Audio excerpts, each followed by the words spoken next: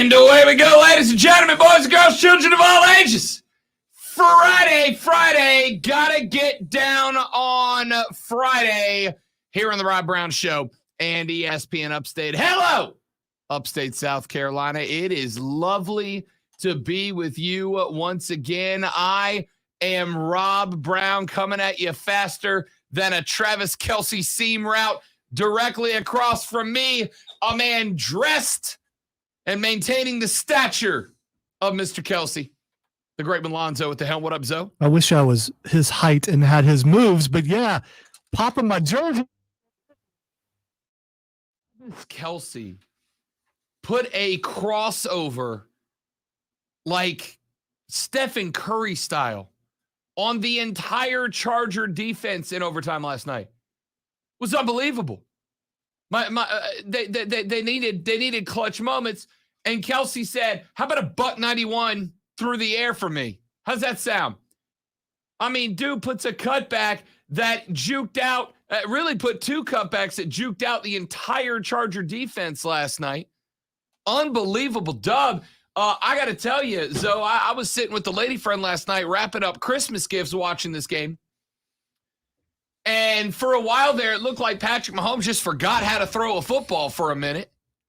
And then all of a sudden, Travis Kelce's like, "Hey, I got you, dog." One errant pass. I mean, Nope. Don't hit me with one. Yeah. He had four off the top of my head. All right, there's bad throws. There was one that was really bad. But the rest, I can understand. It was not a good night. Let me rephrase that. It looked better statistically of a night than it was for Patrick Mahomes. I got to tell you, and I'm going to talk about this later in the show. I think we got a pretty good display of two of the QBs. I don't know that Pat Mahomes is QB of the future anymore, right? Like, he's QB of the now. But Justin Herbert's QB of the future. That dude's something else. See, I would say he's QB of the now also. I mean, I would say out of that, the crop of, 20-something quarterbacks, it's those two. I mean, you could probably throw Josh Allen in there, maybe. Yeah. I mean, but those two come to mind when you think of it. And the battles to come for years to come. Finally, the West is going to be challenged each year. And I like that because that pushes Mahomes to be better. And yes, he had some bad throws yesterday, but there were also some drops. And I thought of you yesterday when analytics was brought up a couple of times. I thought, how's that?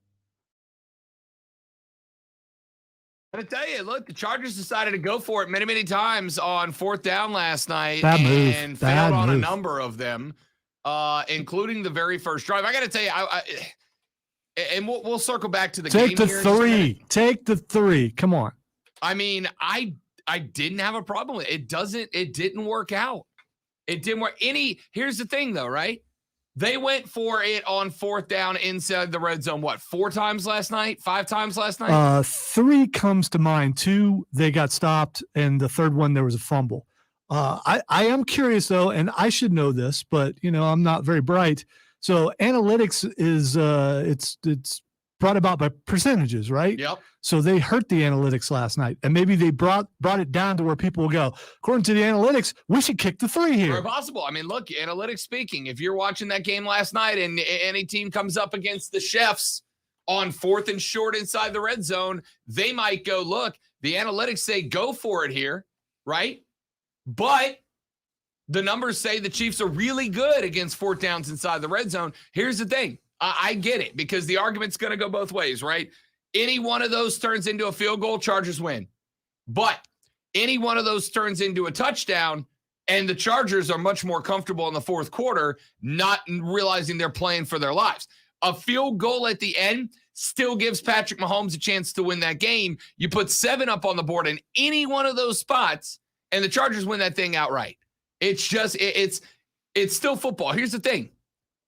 Saying I'm playing the percentages does not mean that you're going to beat the percentages, right? Going with the decision that has a 52% success rate versus a 48% success rate, you still have a better chance by doing the thing that has a 52% chance of success. I can do this, words are hard, versus a 48. It doesn't mean you're going to be right. It just means you're playing the higher odds here. You struggle with that like the Chargers did trying to Yeah, it sounded like that whole sentence was a fourth down inside the red zone for me. It did. I do want to say one thing. If you are a fan of bend and don't break defenses, I don't like you. We're going to get back more into that coming up in a little while. But anyway, whatever. Let's just start the show. Let's do lunch. This is a very nutritious lunch. All the food groups are represented. You guys are here. What in the wide world of sports is going on here?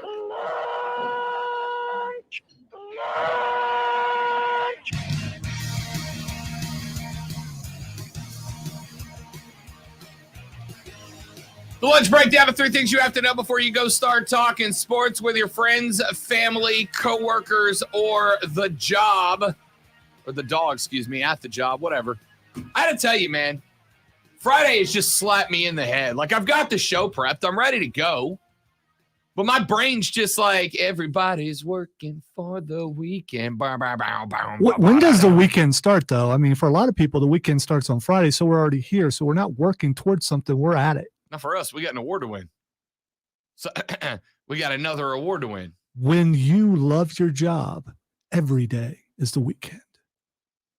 No, because I also love, bourbon and bonfires. All right, let me put it this way. I work 6 days a week, so I don't know what a weekend is. Fact. Item number 1 on the lunch breakdown, and we're going to burn through these today because I got a lot more that I want to get to, a lot more that I want to talk about. Jacksonville Jaguars quarterback Trevor Lawrence on the record for the first time since Urban Meyer. I don't know if you guys heard this. I think we brought it up very briefly yesterday, Lonzo. Urban Meyer's unemployed now. Have mentioned it in passing. Seems to me that I heard someone, kind of like a bard of old times going through the hallway, just talking about it to anybody. I was asked, okay? I was asked. I'm walking down the hallway. I come into the work this morning. I'm walking by the news talk guys over on the other side of the building. And, every now and then the guys over there, Lee and all these guys, they'll go, hey, I got a question about this or that. They'll come to the office. Hey, can I ask you about this sports thing, sports guy? I'm like, yeah, have at. I'm walking down the hallway, and I don't get the traditional, hey, you got a second? Can I ask you a question? I got a thought about this, etc. What I get was, hey, Urban Meyer's kind of a blank hole, isn't he? And see, all I think of is what was it from Saturday Night Live? The guys that go clubbing all the time, and they do that. Yeah. So Rob has asked that question. There he is dancing into the room. I could talk about that. Let me talk about that. Listen, can I be real? Rob only gets a couple of I told you so's a year, right? I get a couple of I told you so's a year, and the I told you so's are amplified when I tell you the thing, and everybody goes, you don't know what you're talking about, Rob. You're a big dumb. Cool. How about that? How you like me now? Catch me outside. How about that? All right. Yes, I enjoyed it.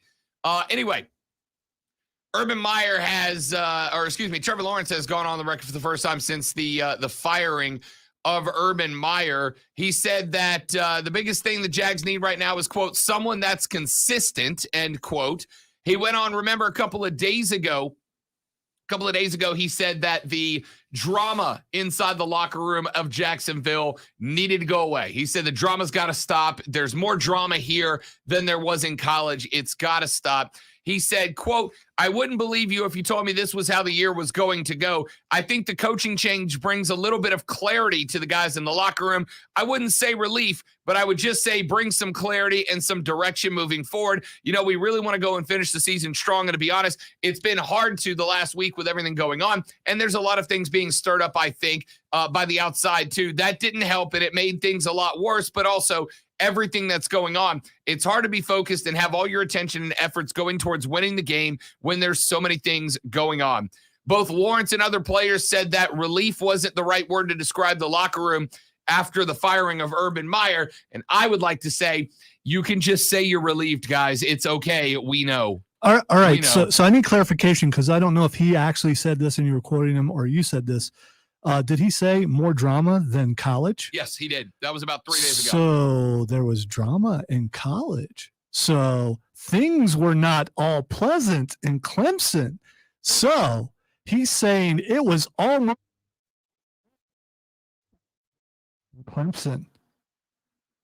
How are people not talking about this? How bad was it in Clemson? Was it so?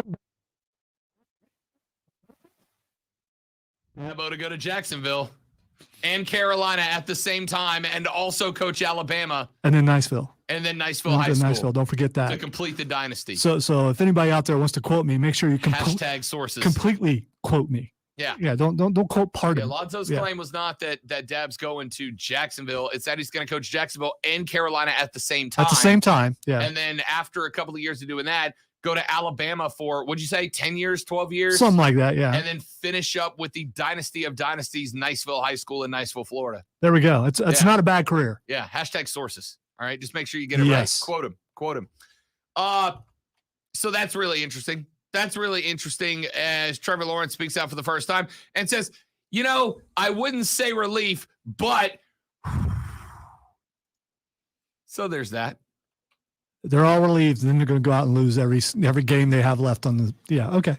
Item number 2 on the lunch breakdown. We continue to see a rise in the number of COVID cases in the National Football League. The Cleveland Browns will now be without, it appears, their top 2 quarterbacks as they get set for a Saturday afternoon square off with the Las Vegas Raiders. According to Adam Schefter, not only is Baker Mayfield now tested positive, but Case Keenum has tested positive as well, which means that Nick Mullins is now in line to start at quarterback for the Browns. Nick Mullins, who was added to the active roster for the Cleveland Browns literally yesterday afternoon, is going to get a start for the Browns on Saturday. Mullins started 16 games for the 49ers from 2018 to 20, has not thrown the first pass for the Browns yet. Will get his chance on Saturday. The NFL on Thursday relaxed the testing requirements to clear vaccinated personnel, potentially positioning players on the list for a faster return. The league has said it has not discussed moving the Browns-Raiders game to another day. Mayfield criticized the league on Thursday, tweeting, quote, "Hey, NFL, make up your damn mind on protocols. Showing up and making only 3 teams test. Also, you can keep the game as scheduled to make money.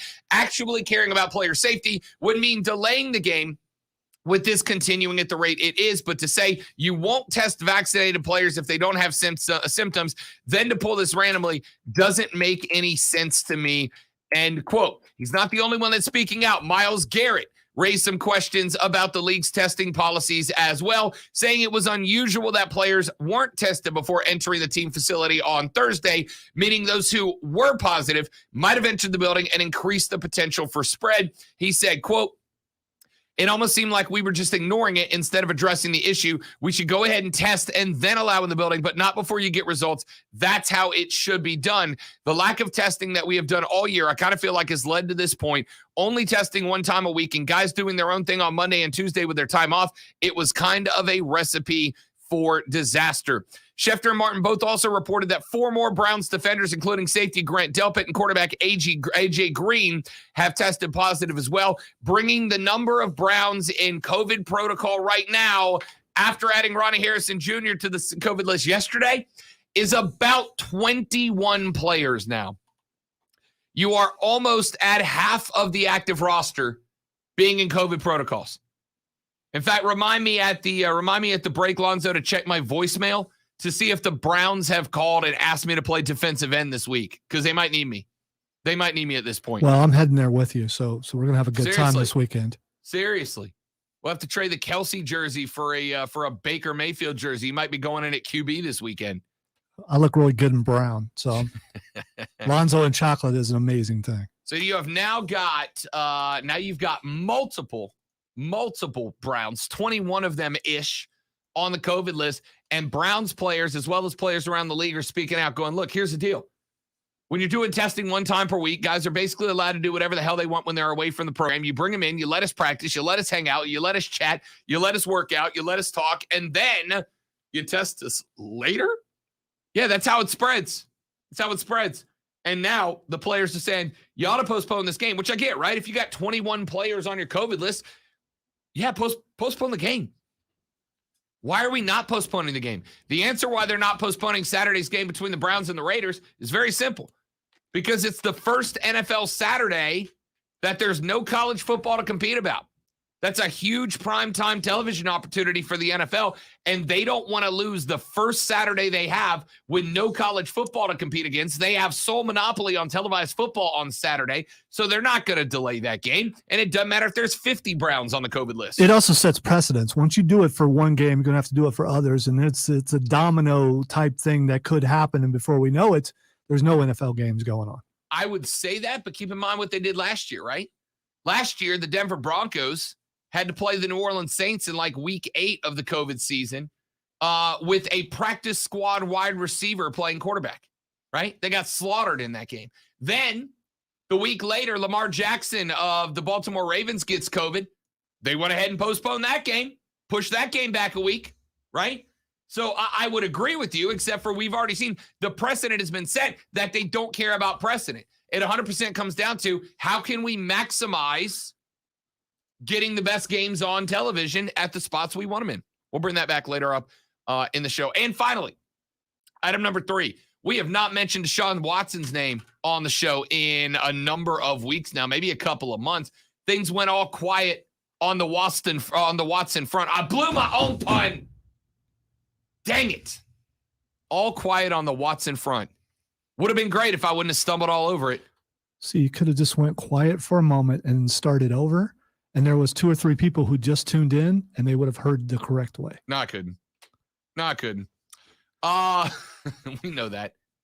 Anyway, 2 things breaking out of the Deshaun Watson story right now. First and foremost, it has been reported now by Yahoo Sports writer Eric Edholm that a judge, according to a report from ABC 13 out of Houston, a judge signed 3 search warrants for some of Deshaun Watson's social media accounts, including Instagram and Cash App, back in October. Watson, of course, still facing those 22 known civil suits of indecent behavior with massage therapists. There could be more that are unknown, but this is interesting, not because these will go towards the civil suits, but because if a judge signed an active search warrant to go through Deshaun's social media history, what that means, Lonzo, is that law enforcement asked him to.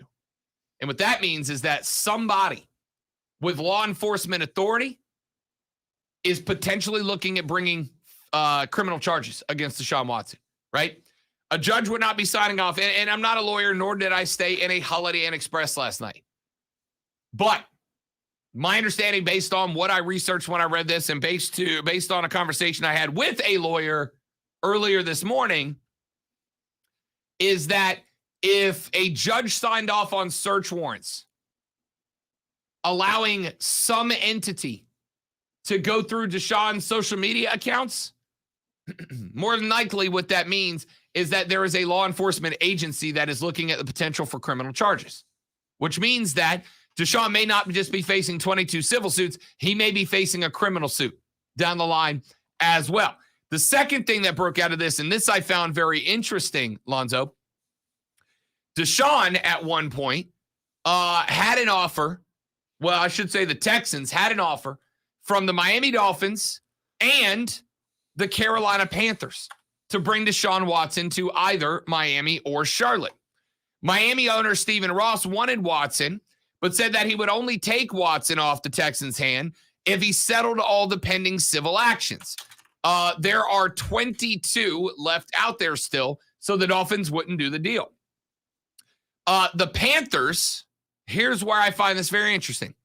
The Panthers, according to Pro Football Talk, according to Mike Florio and Pro Football Talk, the Panthers would have traded for Deshaun Watson, even with the civil suits ongoing. The Panthers were ready to make a trade for Deshaun and said, we'll bring you up here, let you fight it from up here before we put you on the field. And Deshaun said no. Deshaun would not waive his no trade clause to come play in Charlotte. The Panthers would have made the move, even with everything going on with Deshaun, and Deshaun would not waive his no trade clause to come to Charlotte, according to Mike Florio of Pro Football Talk. You mean Deshaun Watson didn't want to come home? Correct. That's Deshaun did not want to play in Carolina. Could have been here. Could have been here months ago. Could have been months ago. The Panthers said we're not. I mean, not that we're not worried about. Would they have played him though? That's a fine question. I got to think if they were willing to make the move, right? because all the negative PR was going to come with the move. If they were willing to eat the negative PR for making the move itself, right? If they were willing to make the move for the negative PR, then I got to assume they would have rolled with the negative PR of going ahead and playing them, right? Because how much worse can it get? You've already if you bring them in. You've already stepped in it. You've already brought it into the house. What's it matter if you don't take the shoes off now, you know? So Deshaun just straight up said no to the Carolina Panthers. Talk more about that later on in the show. Let's take our first break. We'll come back here in just a minute. We're going to get into all of those stories and more. I am not going to do more than a segment about Herb today. But Lonzo asked a question yesterday about why we're just hearing about the Josh Lambo story. Josh Lambo went on the record and answered that yesterday. So I'll have that answer for you, as well as my response to the comments of Trevor Lawrence. And I do have a question about TL16 when we come back on the Rob Brown Show at ESPN Upstate. Golf course.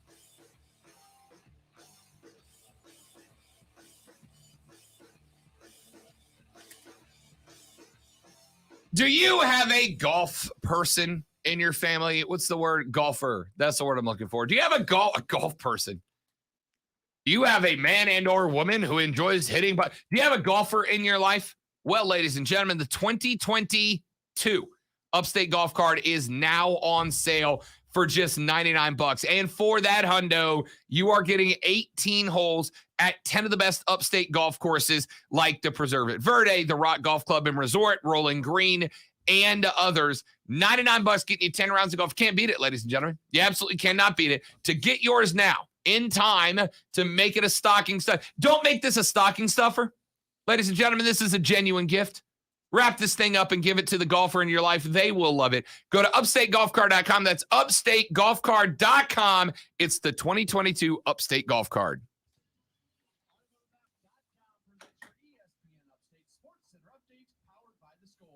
Carolina Panthers football getting ready for their matchup against the Buffalo Bills on Sunday, a game that, as always, you can hear on Classic Rock 101.1. Quarterback Cam Newton was asked about the fact that he is in a timeshare right now with another quarterback. A timeshare? You just called it a timeshare. Yes, which I think is hilarious. Saying that he trusts the coaching staff and will continue to do whatever he is asked of by the staff, according to head coach Matt Rule, acknowledging it's not exactly an ideal situation to have two quarterbacks playing.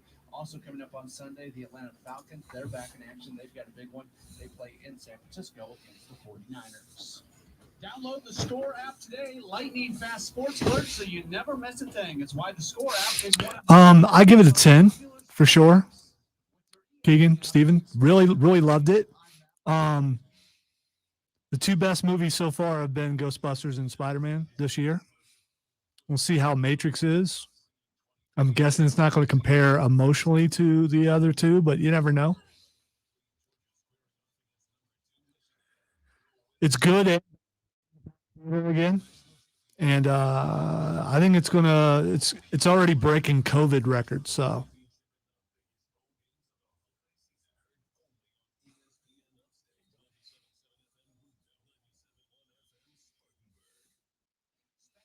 and no, before you ask, Rob hasn't seen it yet.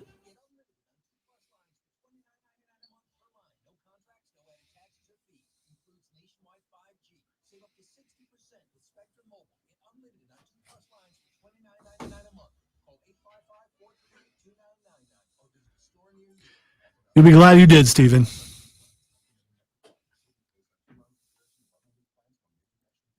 What did you rank it 1 to 10? I ranked it 10. Yeah. For sure. Yeah, Courtney texted me today, and she's like, guess we're going today. Everybody's talking about it. Guess we're going today. I was like, okay. Since you said so. I only have one little plot thing, and it's right at the very end, Okay. that I have questions about that could be clarified later. But I can't talk about it right now. Correct. Keegan loved it so much, he's going again today. Are you really? Nice. Yeah, I have a buddy who guy used to be on the Upstate Pulse with me, went right out and got a ticket and went right back in and watched it 2 times in a row. So All right.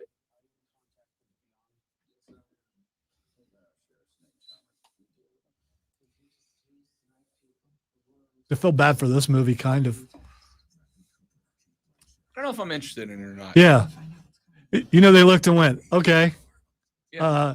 we're coming out the same time as Spider-Man, but at least we'll be winning an Oscar probably. So you got that. No, Spider-Man's not going to get that, but How many post-credit scenes? 2.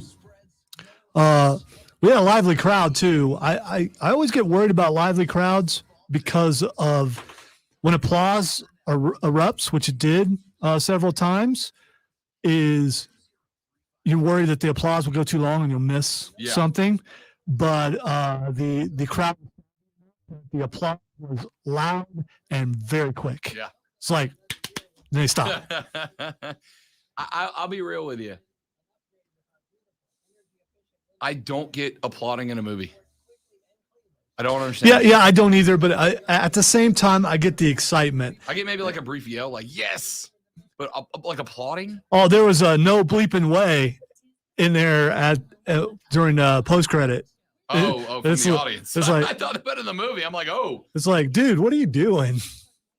Were you really that surprised, or did you just want to curse in the theater? I don't know which one. Could have been a combination of both. Who knows? Did have intellectuals behind me, 20-somethings, discussing the state of the world, including China and TikTok. They were talking about how Republicans were bad people. They're talking about a lot of things. And all I can think of is, please shut up when the movie starts. And they did.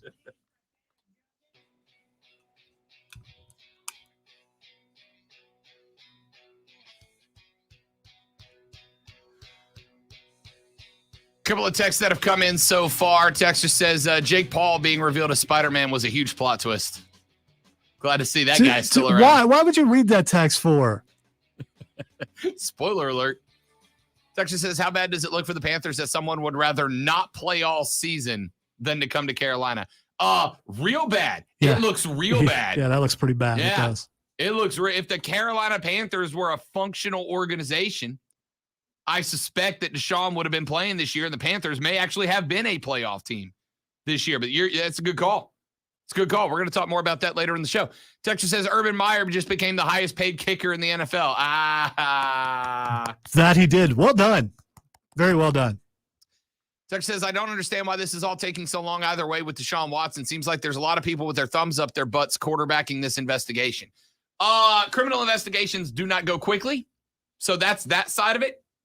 At least a criminal investigation where the majority of the evidence, if there is any that has to be found, is all digital, right? Like they're going to hunt through and had to wait for a warrant to do so. And the amount of accusers probably is factoring into 100%. Yeah.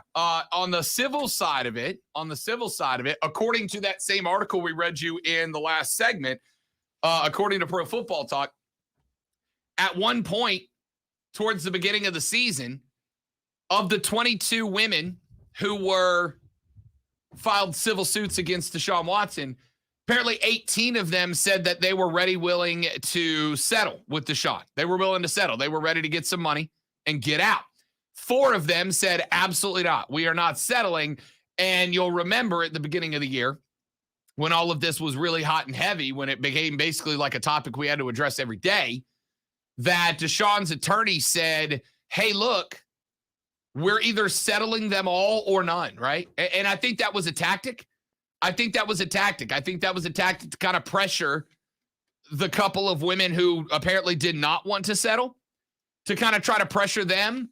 Because if there's 22 women all represented by an attorney and 18 of them say, we want to settle and be done with this, and Deshaun says, I'll settle, but it's all or none, then that attorney may push those other 4 women into settling, in which case Deshaun would have been done with all this, except for they weren't going to get pushed off of it.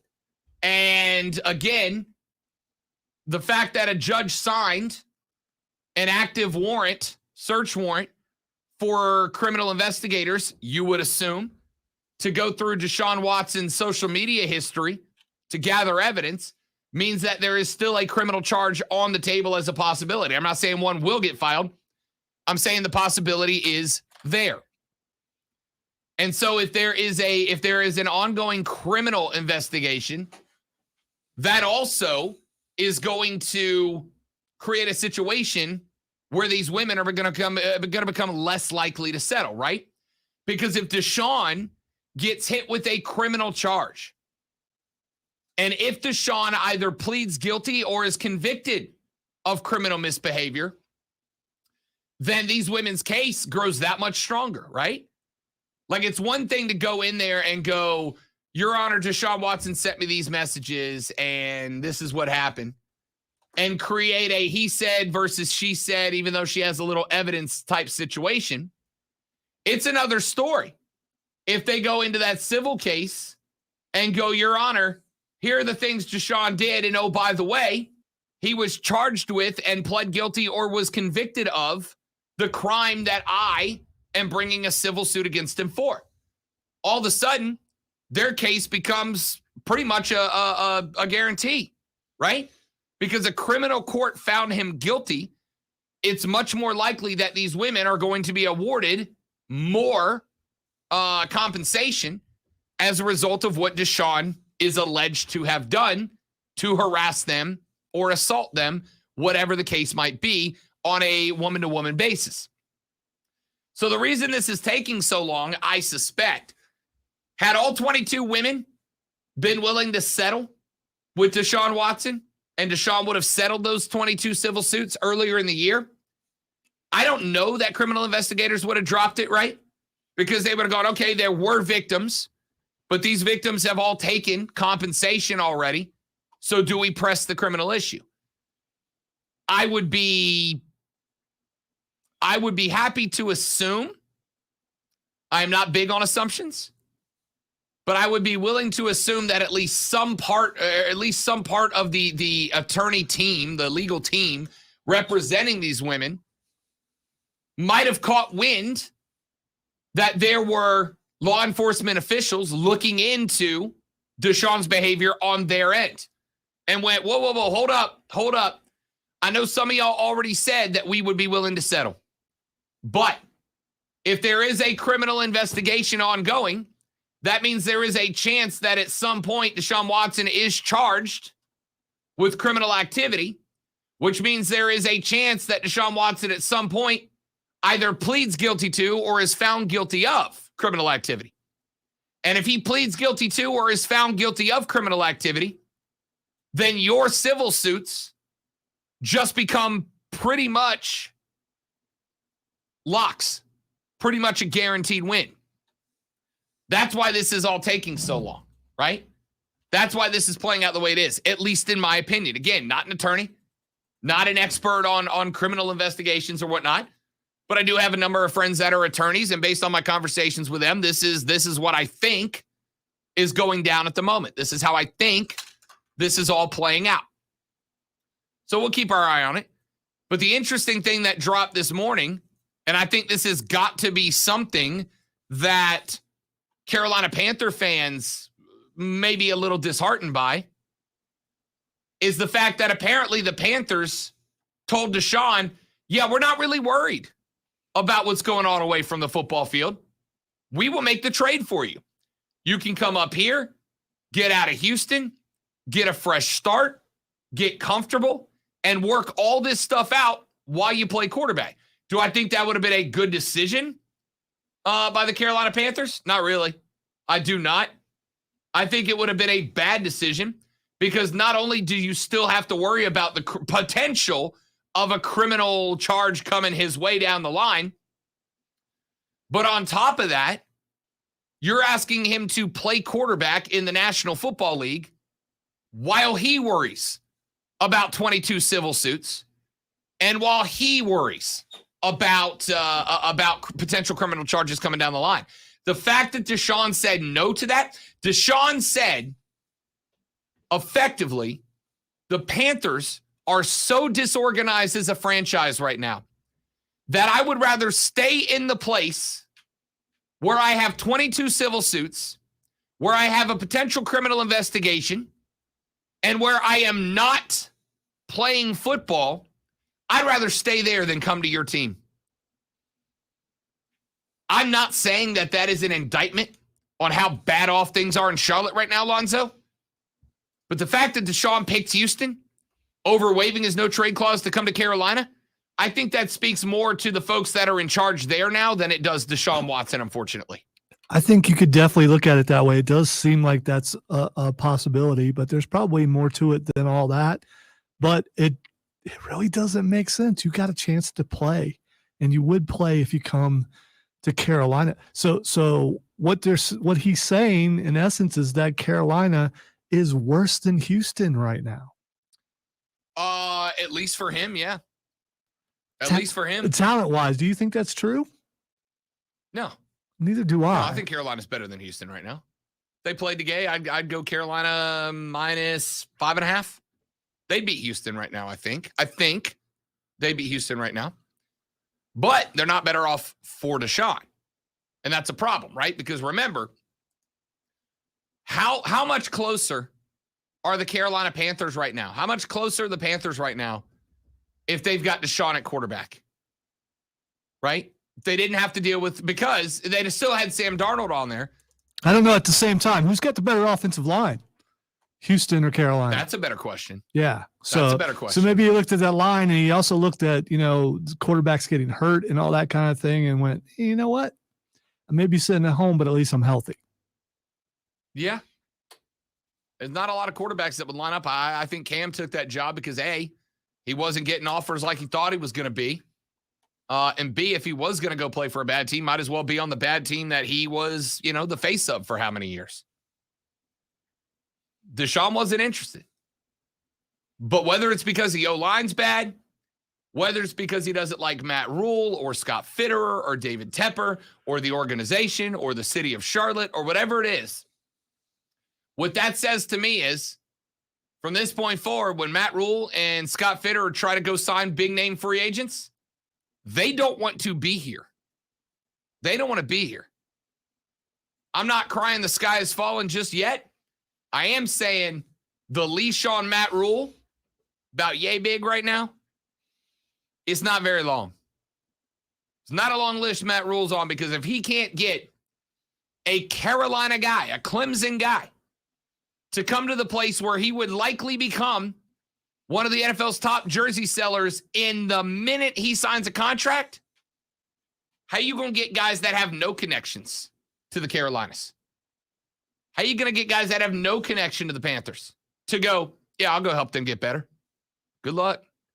Quick break. Back after this on the Rob Brown Show. It's ESPN Upstate.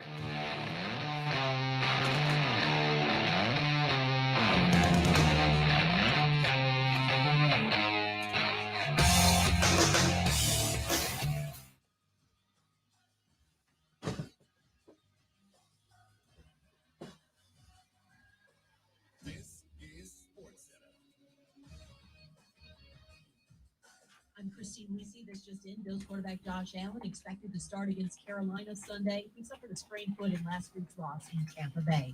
A 22nd Washington player put on the COVID-19 list. Starting quarterback Taylor Heineke, with Heineke and backup Kyle Allen on the COVID list. Washington signed QB Garrett Gilbert off the Patriots practice squad. He could start Sunday against the Eagles. The Browns, ravaged by COVID, signed quarterback Kyle Lauletta.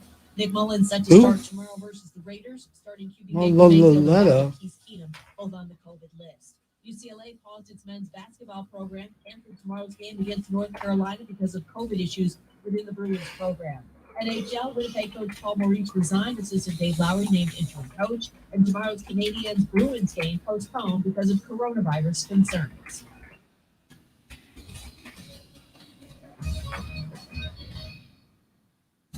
The Ingles Market Studio. This is ESPN Upstate. 97.7 FM Queenville, 97.1 FM Spartanburg. ESPN Upstate.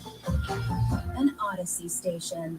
You're always up for some fun with the family, so you order the essentials: a new board game, some baking supplies, and even a new projector for outdoor movie night. And with the Bank of America customized Cash Rewards credit card, you can choose to earn 3% cash back on online shopping, which could increase to up to 5.25% as a preferred rewards member. Rewards which you can put toward an extra treat that everyone will enjoy, like an old-fashioned popcorn machine.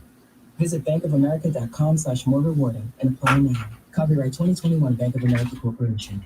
The holidays are a perfect time for reaching out to the ones you love. And with a Hallmark holiday card, you can add a little extra warmth and wonder to their lives, no matter where they are. Whether you're So Al Michaels was on with McAfee and wearing a sleeveless shirt. You should not have done that.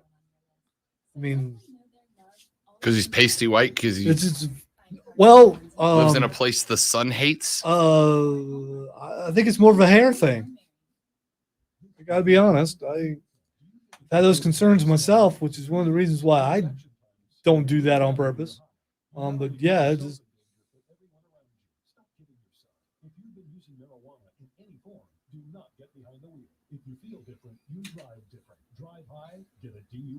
Christmas is coming, and we've got the perfect stocking stuffer for the golfer in your family. The Carolina Spring Pass book. you've got a moment. Look it up real quick, or I can send you a video of it.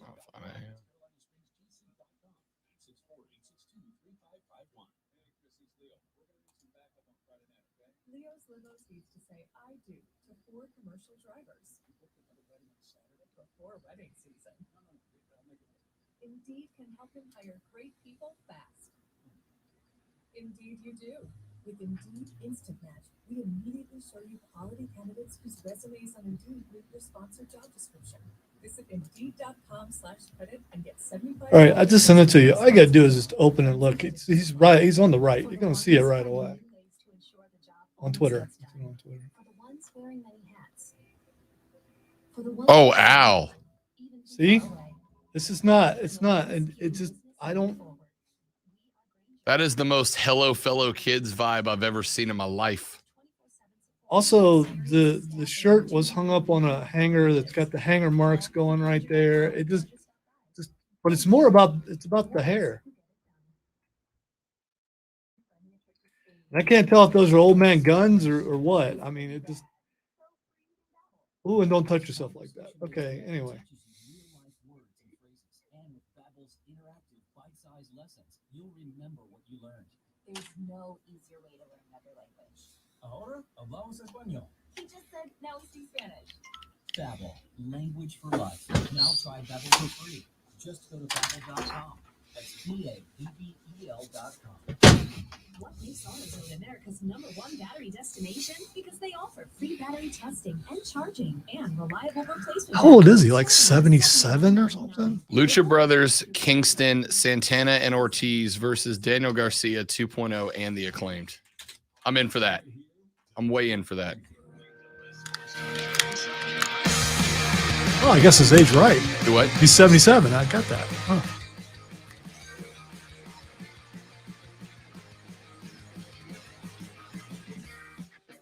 The Rob Brown Show rolls on. It's ESPN Upstate. Texas says Panthers would increase attendance by 70% with Deshaun Watson.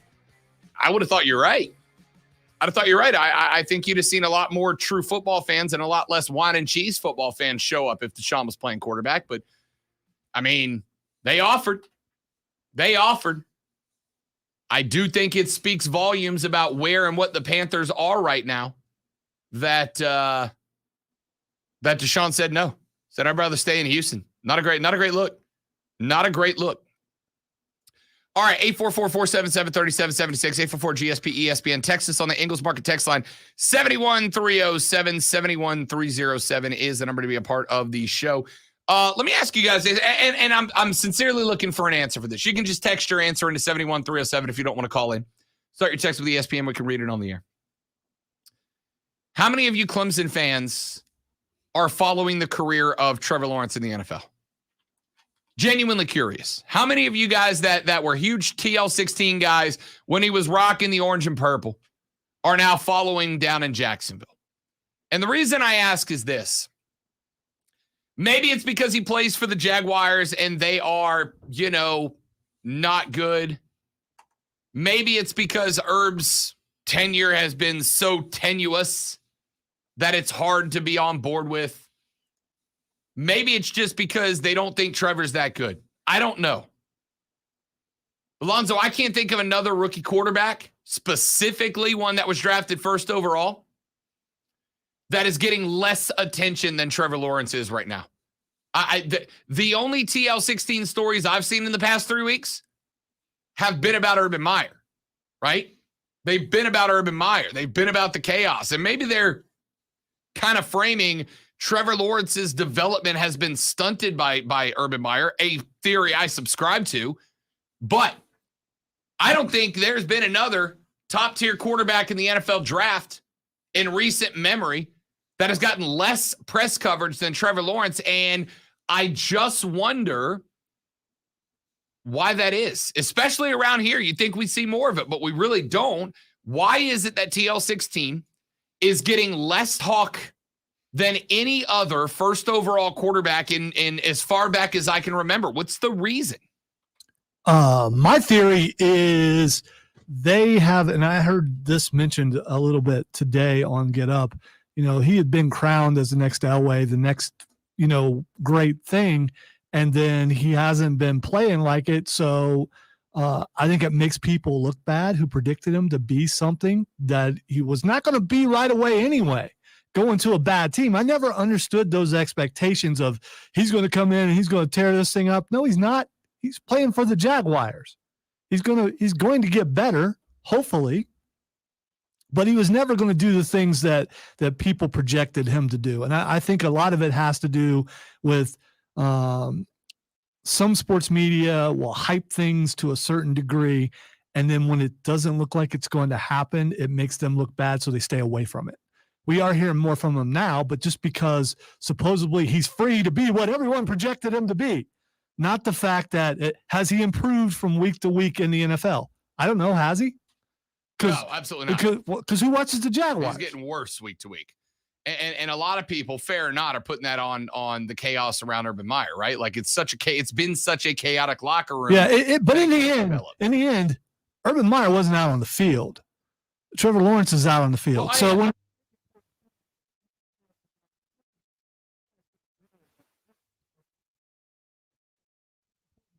he's the one making the poor decisions. Is he surrounded with the same kind of talent? Scheme doesn't matter at all. No, scheme does matter. Right. But if you are good at the scheme, whether it's your scheme or not, you adapt and you at least improve within the scheme. Urban Meyer has ran a boat show of a program in Jacksonville, and I firmly believe has stunted Trevor's growth. And the fact that he has gotten worse week to week instead of stayed consistent week to week is my proof of that, right? If Trevor Lawrence was consistent week to week, I'd go, okay, he's not getting better, but he's not getting worse. That means it is what it is. But the fact that he's gotten worse, is Trevor Lawrence a worse NFL player now than he was in week one? No, not at all. But he should not be getting progressively worse, right?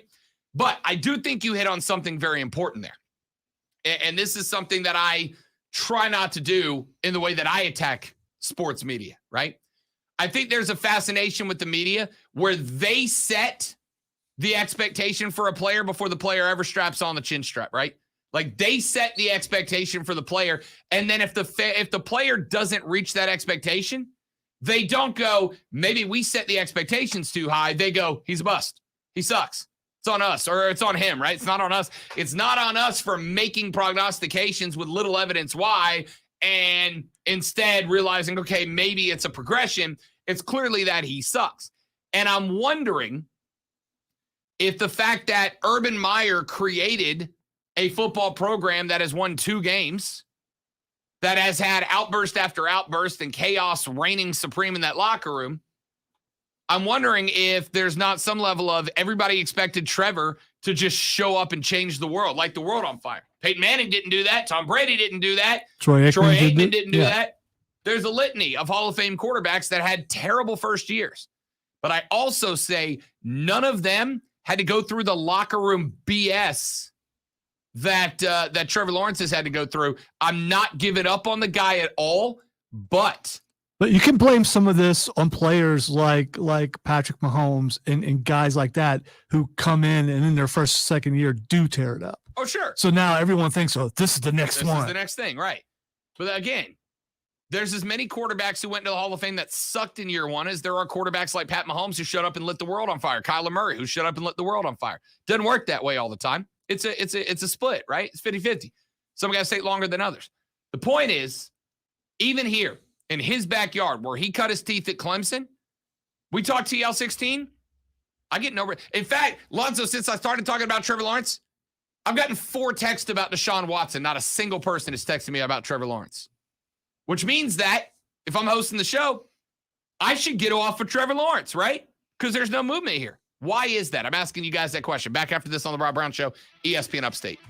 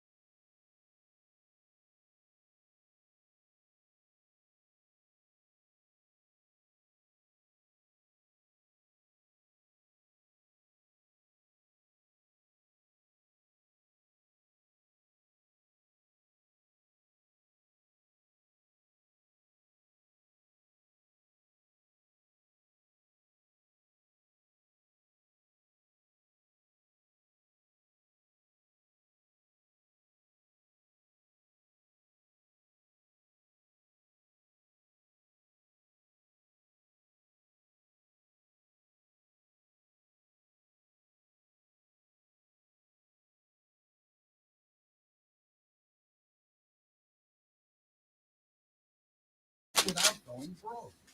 And if you need help, we will help you for free. Go to patriotsoftware.com and enter promo code radio, and I'll give you 2 months of payroll processing free.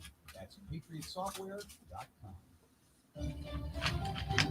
Brian Rack here from Westwood One with a preview of Sunday Night Football, an NFC South battle between the Saints and the Buccaneers.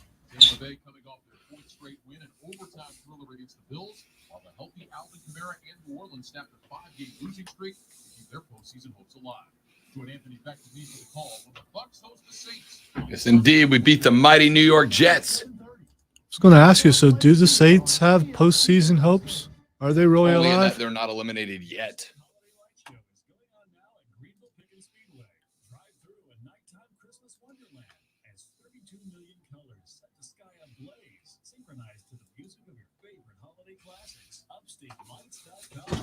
Have you wanted to speak a new language but thought it'd be too difficult or take too much time? Then try Babbel. Whether you want to learn Spanish for future travel plans, French to connect with extended family, or maybe German to land a new job, Babbel works because it's built around real life.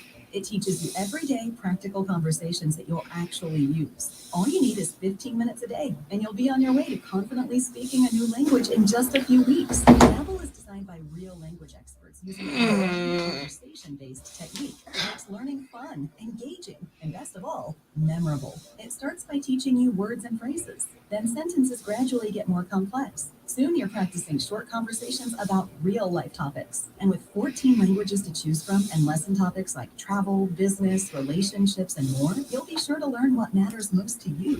Babbel, language for life. Learn a new language with ease. Go to Babbel.com to try for free. That's BABBEL.com. Babbel.com. More than the scores, the ups and downs.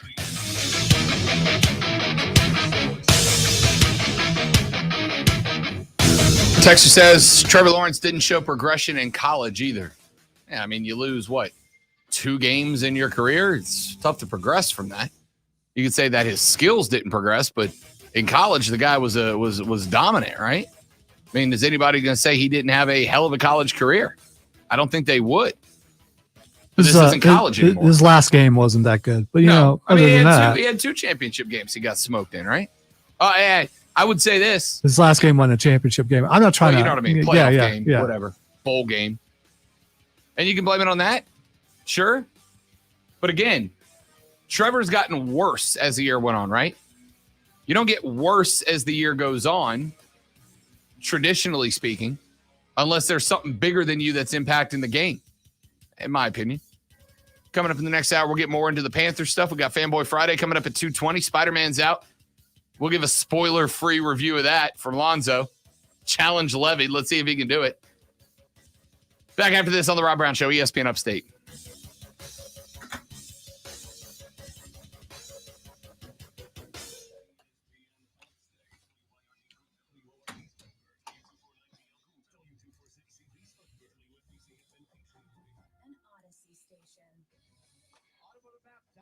Presents your ESPN Upstate Sports Center update powered by The Score.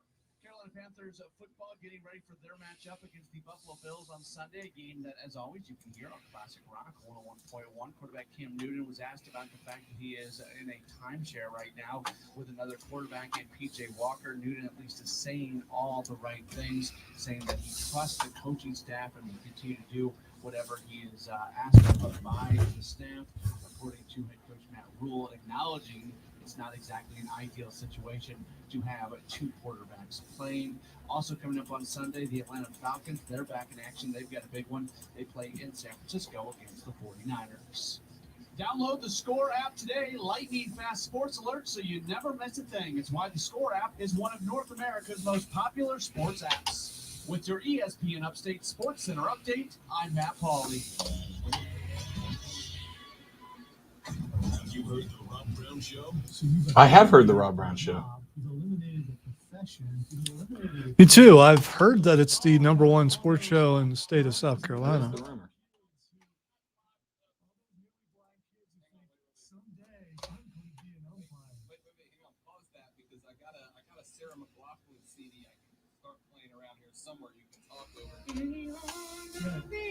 Keep going, Joe.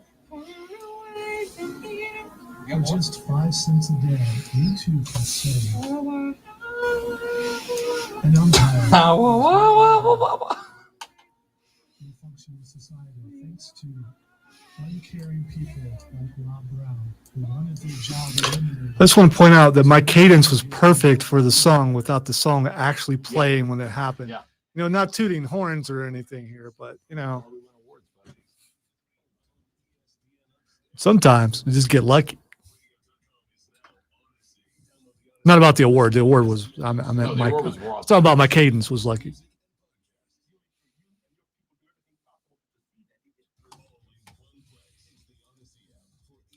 You have a Harley in the first break.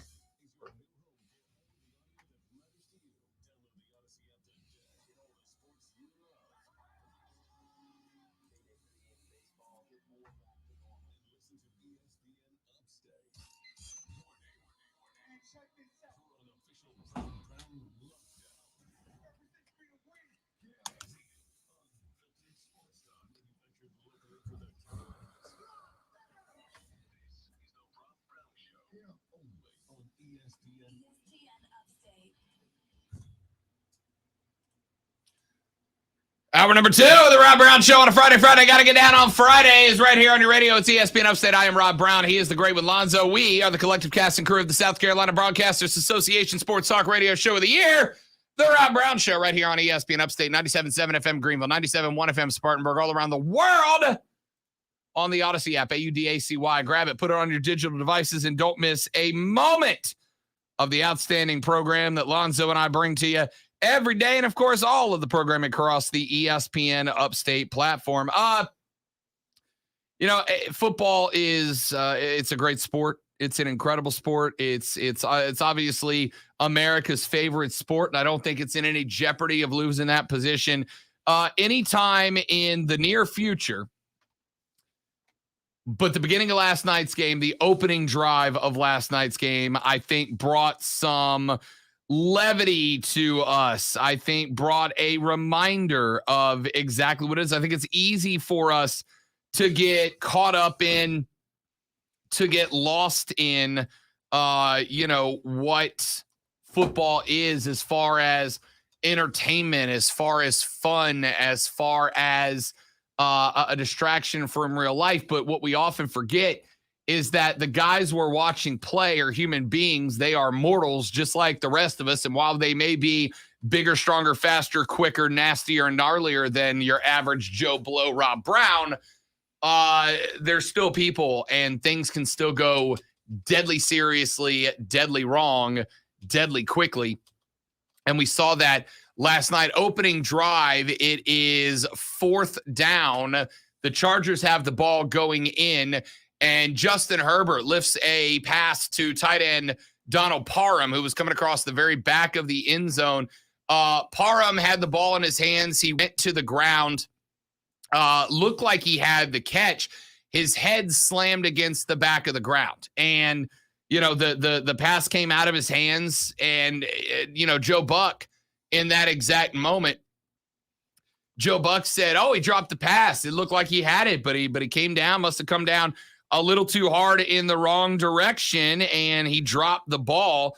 And that was when the camera started focusing in on Donald Parham, and that's when things got very scary because Parham was very clearly out cold. Parham at that point was very clearly knocked out. There was a horrifying moment, and I absolutely think it was unintentional. But there was a horrifying moment when the camera guy, and again, this is all happening in the heat of the moment. I don't think there was any way.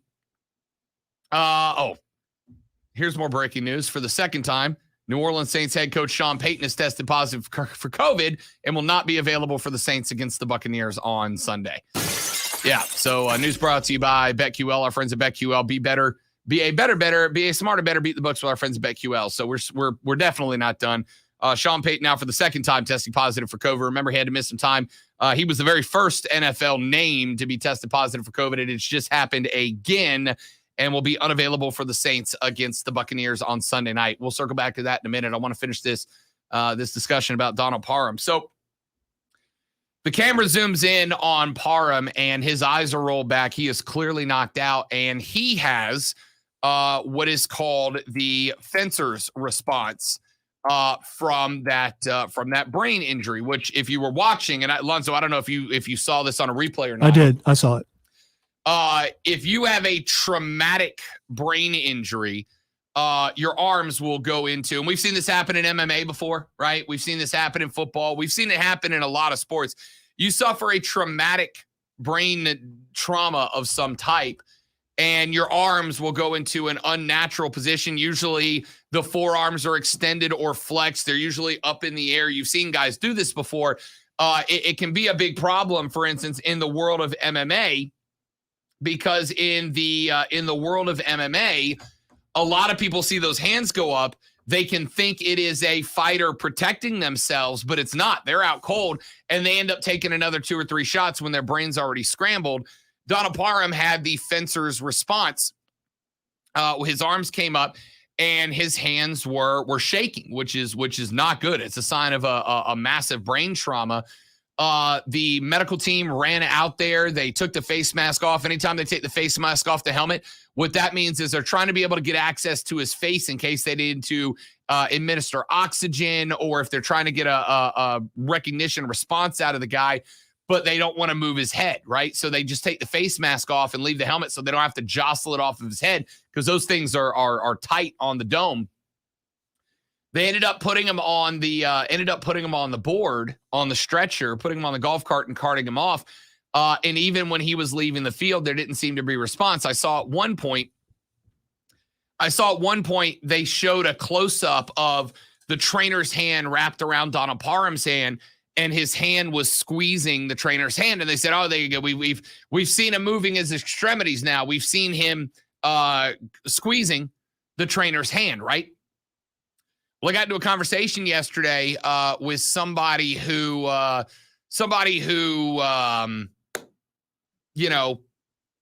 deals with brain science. That's not the right word for it. Like a neurosurgeon? No, it's not a neurosurgeon, okay. but he does work with understanding impact to the brain trauma, et cetera, et cetera. I've had this guy on in shows in the past, and I may have him on again in the future. Remember a few years ago when the NFL changed helmets, right? They advanced the helmets and they pushed the new helmets. And there were some players, I think Drew Brees was one, I think Brady was one, that were arguing that they should be allowed to be grandfathered in to keep wearing the same helmet. And the NFL was like, "No, we kind of want you guys in the new helmet because they're more shock resistant, designed, et cetera, et cetera." I had this guy on to talk about that. Anyway, I got a DM from him talking about it. And what he said was, he didn't believe that was Donald Parham squeezing a trainer's hand to test his extremities. He thinks that the muscles were spasming, right? The brain was scrambled and it was just sending nerve impulses. And he said the reason he believed that is because they showed him later being taken off the field on the cart and his hands went up in the air. And I think all of us, myself included, I assumed, Lonzo, he was going to do what most players do, which is they try to give a thumbs up, you know what I mean? To like, "Hey, I'm good. I'm cool. I'm getting help. I'm good." Thumbs up to the crowd. It looked like his hands were going up to give a thumbs up, but they never opened and they were shaking. And the trainer behind him took his hands and kind of like pressed them back to his chest and was holding them there. And he said, I don't think he ever woke up. I think he was still knocked out and he was still having that fencer's response. And that squeezing of the trainer's hand was just he forced his hand open, and that was the muscles in his forearm spasming because of the injury. It was a terribly, terribly scary moment. We've all seen, watching football, we've seen traumatic injuries, right? Like I was watching when Willis McGahee's knee exploded in that Miami championship game. What was it, back in 2001? When his knee went the wrong direction. We've all seen Dak Prescott's ankle from last year where it was, the bottom of his foot was facing back up at his face. We've seen those traumatic injuries, and those are certainly scary, right? Those are scary moments. It is a different bird when you see an NFL player, these guys that are Greek gods out there on the football field, who is asleep and his entire body is spasming because his brain. Remember, these turf, like we all talk about the turf. One reason I'm not a huge fan of turf fields, even though I like inside stadium, you know what those are? They're a 1/4-inch layer of carpet laid over a concrete foundation. Yeah, that's all they are. Turf is not a wonderful thing. There's no forgiveness. And it hasn't advanced as much as you think it would over the years. I've been on turf before, not fun. But you and I have an advantage where we've watched, I guess it's an advantage where we've watched enough MMA that we recognize when we see that, because seen that a ton in MMA when someone gets knocked out. Yeah, that fencer's response it means something bad. And when they show the replay, you can't help but think, oh, come on, man, he didn't hit it that hard. But I think a lot of people forget how fast they're really moving. Yeah. And it only takes a moment of impact to do that sort of thing. And hopefully he's all right. I mean, from reports I've seen that he's okay, right? He is in stable condition. We got news this morning. He is in stable condition at a local hospital. He is undergoing multiple tests and imaging of his brain to see what kind of damage was done. And it appears, and again, I am not speculating, and this was one of the things that, a lot of people got really mad at Joe Buck last night because he said, well, we're not going to speculate. And this was 5 minutes after the injury. And in fact, I had to retract a comment that I made on Twitter because a lot of people were getting upset at Joe Buck. A lot of people were getting upset at Joe Buck because of the way that he was addressing the injury. Because right after Parham drops the ball and the arms come up in that fencer's response, and he's clearly knocked out when they shoved the camera into his face and you could see the eyes roll back and closed. Joe Buck was like, oh, he dropped the ball. He must have hit the ground harder than we thought. Usually that's a catch he makes, whatever he said. I'll be real with you. As soon as I saw those arms come up, I knew exactly what happened, right? Because as Lonzo pointed out, we watch MMA. I've seen this response before. I knew he was knocked out. In fact, I was wrapping Christmas gifts with the lady friend, and I just kind of stopped. And she's like, what's the matter? And I'm like, that guy's out cold. That guy's asleep. He's KO'd right now. And that's not a good sign when those arms come up. It's one thing to get knocked out and go to sleep. It's another thing when those arms come up as an involuntary response, and that fencer's response. I said, this is not good. And then as I'm saying that, they're shoving a camera in his face, which again, for the sake, for those of you, and I'm not trying to sound like a know-it-all here, but it is important. For those of you who got upset at the TV presentation of that moment, because it got progressively scarier in the minutes after we realized what happened. When you are calling a football game on TV, especially at the highest levels, right? And I've called a couple of low-tier college games before for regional networks. When you are calling a game, especially at that level, Lonzo, you have a big monitor in front of you. And on that monitor, you have, especially in the new age, their touch screen. And on that monitor, you have basically every camera angle available that goes on TV. And one of them is a replay cam. And all it does is it loops the previous play on replay. And that's more for the color guys, right? Because the color guys, as soon as that touchdown scored, they immediately start looking at the replay while the play-by-play guy is going, all right, that's a 48-yard pass to Travis Kelce for a touchdown. The color guys watch that replay 6 times. That's why when you have like a guy like Romo or Collinsworth, aside from just being really smart about the sport, they can go in and they go, watch this guy over here, and they draw the little yellow arrow. He's going to move over here and shift, and then this coverage drops, and the defensive end's going to take an outside route. He can't come too far up the field. That's because they've already watched that replay 6 or 7 times. They're ignoring what's happening on the field to get the details of the replay, and my suspicion is that's what Joe Buck did, right? Joe Buck saw Donald Parham have the ball, what looked like a touchdown catch, saw him go down and saw the ball come out. And Joe Buck would have immediately gone to the camera, to the replay cam that's on his monitor, and watched it play out to see what happened. Why did he drop the ball? Did he get punched out? Did he just drop it? Blah, blah, blah.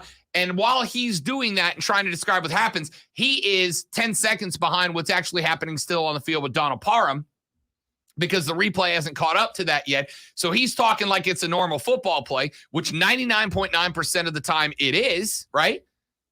There's what do we talk about? There's of the 60 minutes of any given football team, there's like actually 4 minutes of football, right? 4 minutes between snaps and tackles where the ball is in play.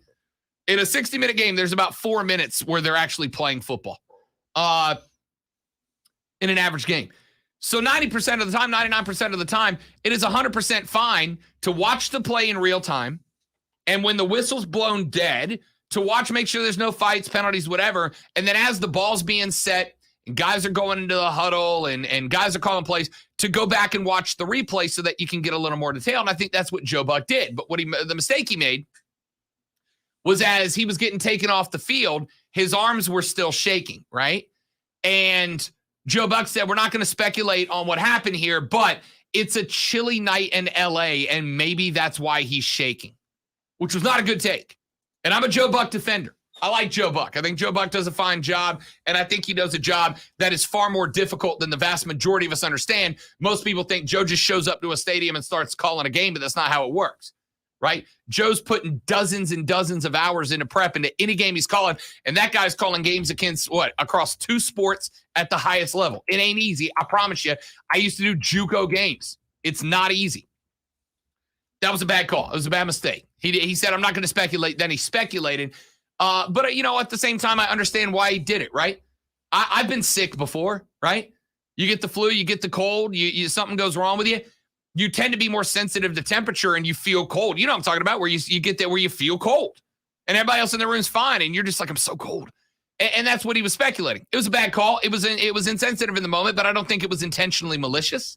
I think it was a mistake. See, I heard it and I didn't get what everyone's so upset about. I mean, because like you're talking about, he's finding out as we're finding out. I think a lot of people believe that when they're looking out that window, they can see everything that they can see.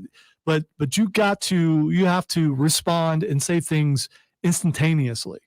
And as you're getting the information, and I think we don't know the angles that you're talking about. No, no, I'm telling you, he does. Like, I do know that because I've done this before. Not in an NFL layout.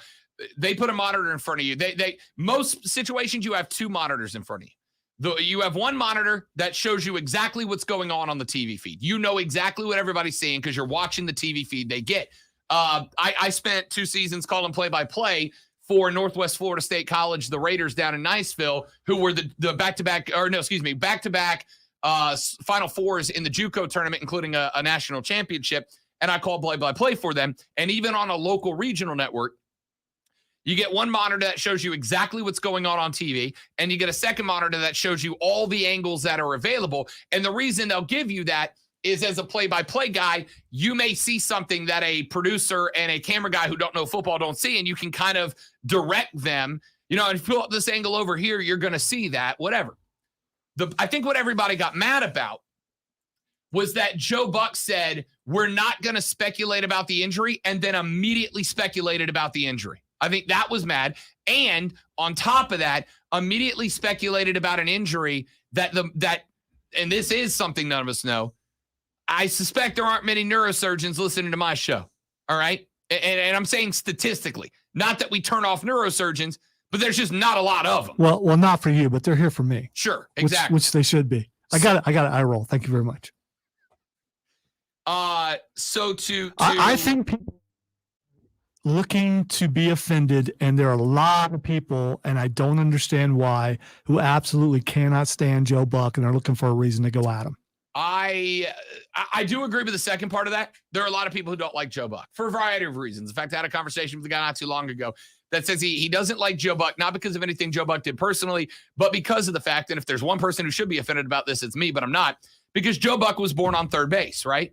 Joe Buck got his job because Daddy Buck was one of the greatest play-by-play guys of all time. And so Joe just got to get the door was open for Joe. He was born on third base, and sometimes brags about hitting a home run. And it's like, no. Some of us really did start with zero in this industry and have had to work to what we get. Joe was born in a broadcast booth. I'm not mad at him for it, right? He took advantage of a great opportunity and he's made the most of it. A lot of guys had Joe Buck's spot and just didn't put in the work and flamed out. Joe Buck's done the work. I'm not mad at him.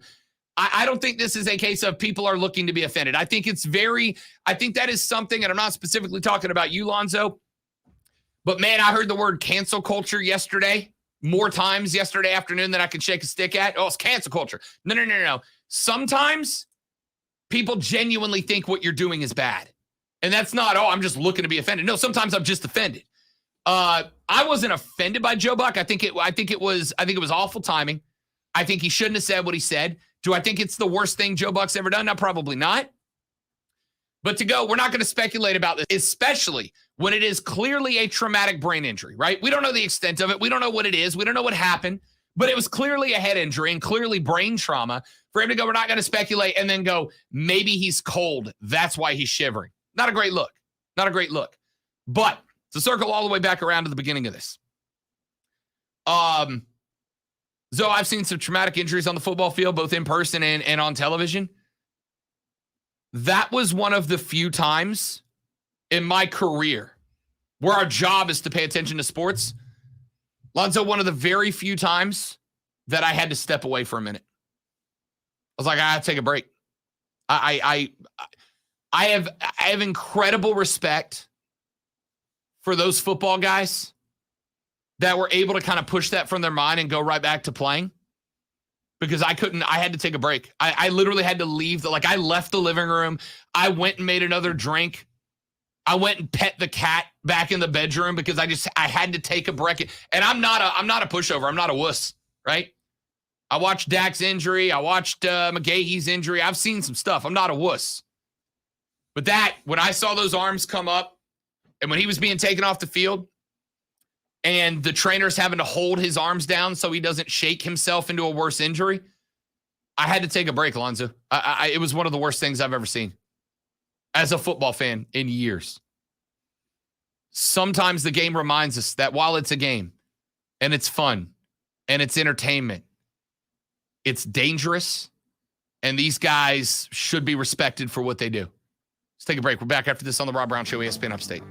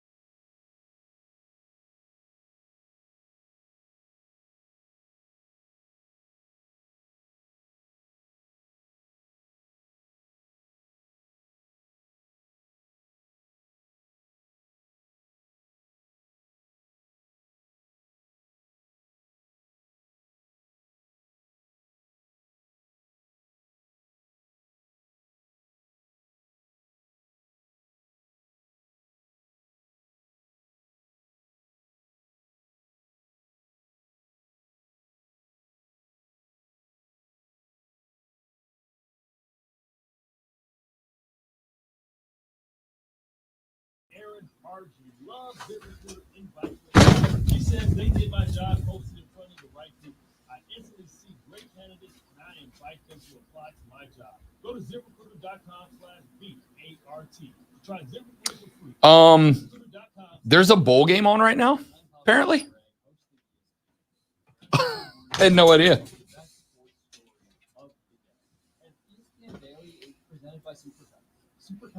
Not it right there? No. That's Division 3. Never mind. Division 3, yeah. What would it be on? There we go. Bahamas Bowl, there it is. Middle Tennessee State University.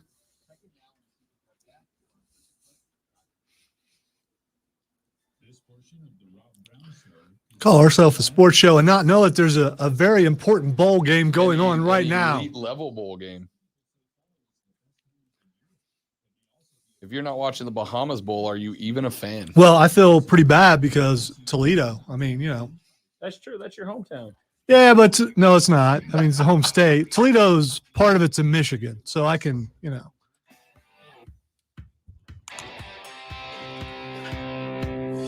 Hey, quick quiz. For those of you that are college football purists, there's a bowl game on right now. What bowl game is it and who's playing? Just any of you. Any of the we can't do transfer and NIL because it will damage the bowl system. There's a bowl game on right now. Who's in it? Who's playing? Give me a team. Give me the name of the bowl. It's not.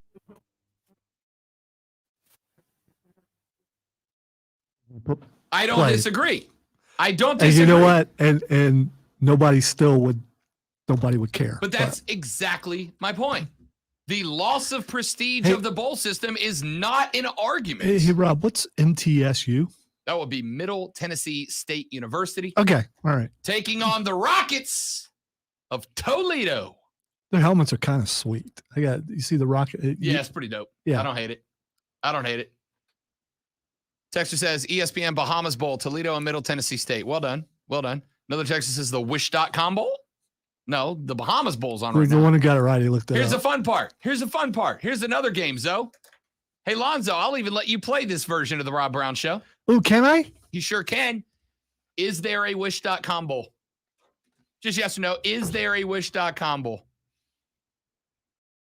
Yes. I'll be real. I don't know. Maybe it's a joke. I don't know. Texter says, if I didn't have a crippling addiction to gambling, I probably wouldn't know. And no, there is no Wish.com Bowl. I started typing in Wish. The first thing that came up was Wish.com Bowl. Yeah, you know what happens if you click on that? It sends you to Wish.com and a list for actual serving bowls. I'm not kidding. I just did it. It does. Yeah. That's wild. Yeah. At least we know it's consistent. It does it on both sides of the glass. Oh. But there's a Vermont Wish Bowl. Who doesn't want some of that? It's a unique gift for any special occasion. Yes. And you can personalize it because it's a wood bowl. That's what I asked for Christmas. I was like, can I get a wooden Vermont serving bowl? That's what I need.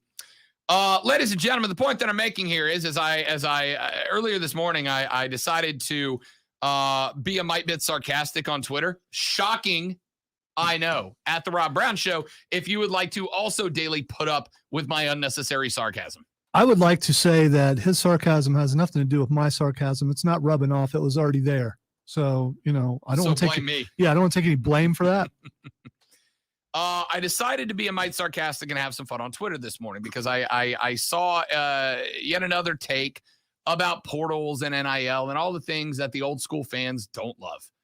And the thing was responding to the number of coaches and, college guys, ADs, chancellors, whatever, of which there are a few, right?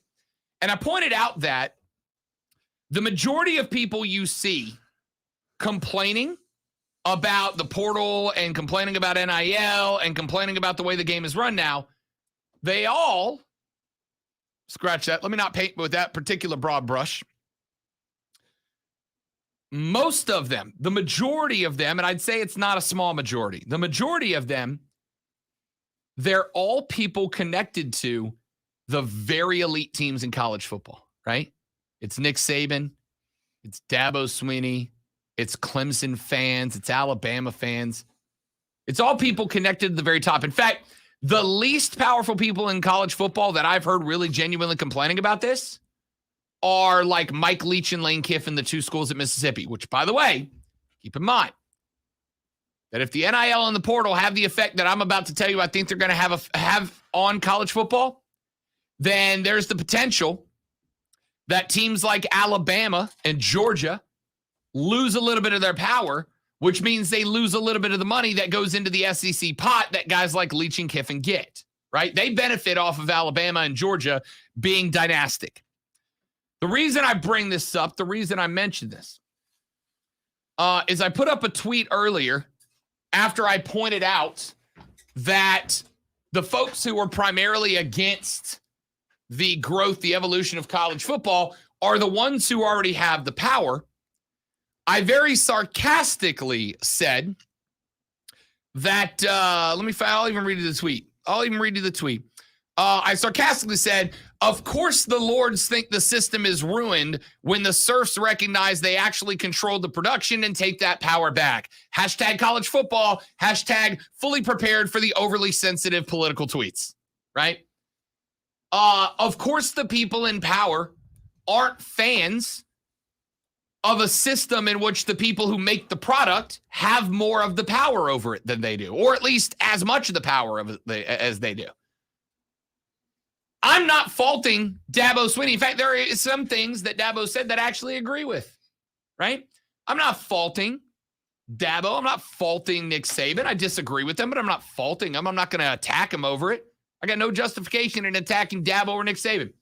I think both of those guys absolutely want college football to be successful because money, right? However, I do think that guys at the level of Dabo, of Nick Saban, they like a structure where they have the power and nobody else does. And that is the structure we're under, right? The guy who runs the farm isn't a big fan when all the people who pick the corn come together one day and go, whoa, whoa, whoa, whoa, whoa, whoa, whoa. You're making 28 times what we're making, but you wouldn't be able to do this without us. We want some of the profit. We want a piece of the pie.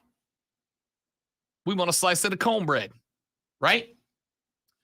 And I got a response from a listener after I put that up. I got a response from a listener that said college football has changed. It's already losing the bowl system and most semblance of playing for something bigger than yourself. It's becoming pro football, and I'm not sure that makes it better. Time will tell. Well, I got a couple of things here. Number one, Lonzo, what would you say the health of pro football in this country is? Just curiosity. Health. You mean, is it doing well financially? Is it doing well financially? Yeah, I believe that it is. Yeah. So it depends on the subjective viewpoint you have of it, right? Now, you can say, I don't want college football to be the NFL, and that's fine.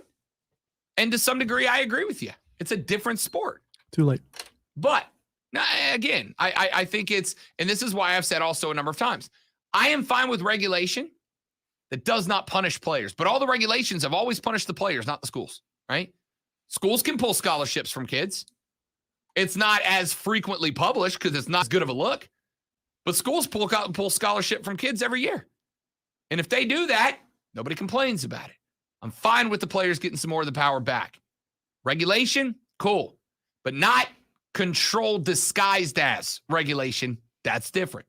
But the point, to circle all the way back to the beginning of the segment, the point is, if there is a weak argument that I am telling those of you that do not want change in college football, that want it to remain the same, if there is one argument that I, on the other side, would tell you to drop because it is not just ineffective, but it is easily and demonstrably pointless, it is, but the bowl system.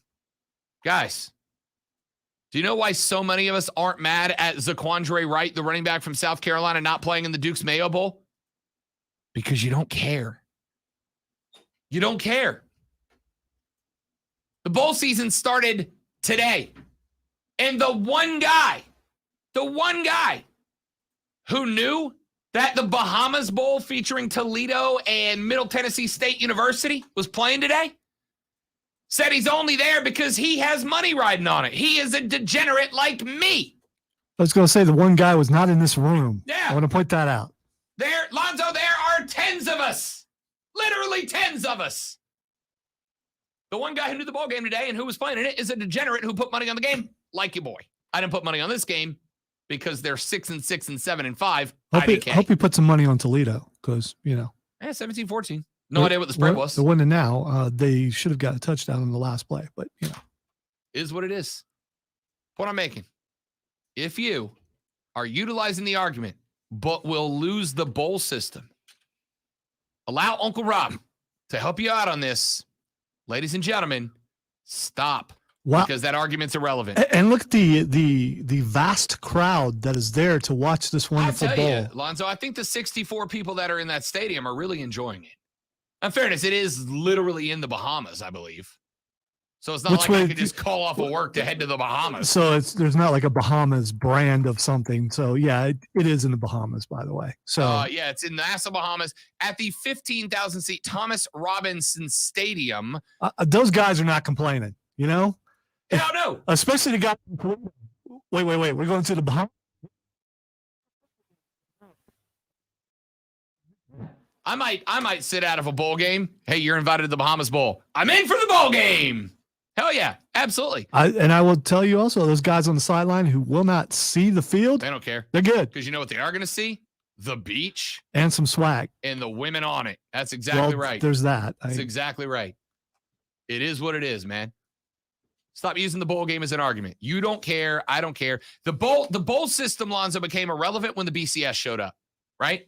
When the BCS showed up and the top two teams played for a championship and everybody else played in bowls, it became irrelevant. The bowl system mattered when the way we determined a national championship was when a bunch of chain-smoking dudes sat in a room, watched the bowl games while knocking back bourbon old fashions, and at the end of the night said, I think Texas was the best. Yeah, I think Texas was the best too. All right, congratulations, Texas, you're national champions, right? That's when the bowl system was relevant. But when the BCS kicked in 98, the bowl system became irrelevant on the spot. On the spot, it became irrelevant. None of these games matter. They're all for fun, which is also the reason that if a guy decides to sit out of a bowl game, I don't care. Cool, man. It's irrelevant. This game is an exhibition and nothing else. Why do you pretend like you care? You don't. Well, it's a little more than that. It's practice. It's extra practice for coaches to see what they got and things like that. So it can help a team out. Plus, the players get to continue playing. No, I don't disagree. I would advise every sophomore and freshman on that team play in the bowl game. Play in the bowl game. Get those 15 practices. Get that exposure, that XP to get ready for next year. Get that time. But if you're a senior that's graduating, you're a guy going to the league, sit out. Nobody cares if you win the bowl game. Nobody cares at all. Nobody cares. There are 3 bowl games that matter. Unless you're the starting quarterback on a team, then probably some people might care, especially if they have some money riding on the game. Not a single person has ever advised, you know how you should make the decisions in your life? Based on what other people care about. Nope. I know plenty of people who do make their decisions that way. They are absolutely allowed to. They should not, but they can. It's their call. Back after this on the Rob Brown Show, ESPN Upstate.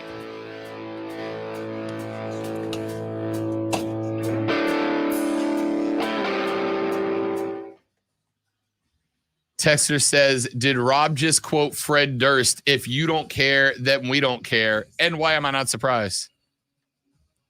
1, 2, 3 times zoom to the 6. Jonesing for your fix with this Limp Biscuit mix. People in the house, put your hands in the air, because if you don't care, then we don't care. See, I'm more impressed than most because I know the problems that you have with lyrics. So when you can quote them, so succinctly, it's an amazing thing. That means that song means something to you. I came into this world as a reject. Look into these eyes and you'll see the size of the flick. Dwelling on my past, it's burning up my brain. Everyone that burns has to learn from the pain. Hey, think about the day.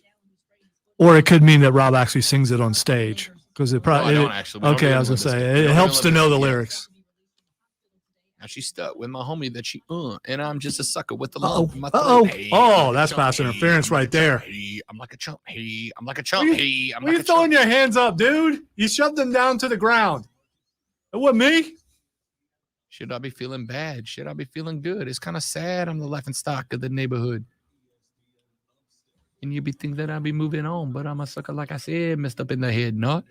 And maybe she just made a mistake and I should give her a break. My heart will ache either way. Hey, what the hell? What you want me to say? I can't lie. That I can't deny. I had every word of that album memorized. My parents did not approve, but I did.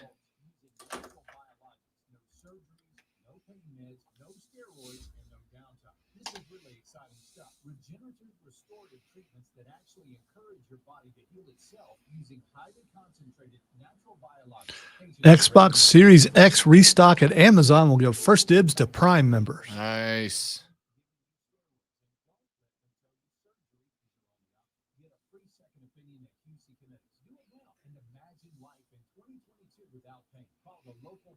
Oh, here's a sponsored thing. South Carolina residents are eligible to apply to a unique online sportscasting bachelor's degree program. Wait, so I could get a degree in sportscasting?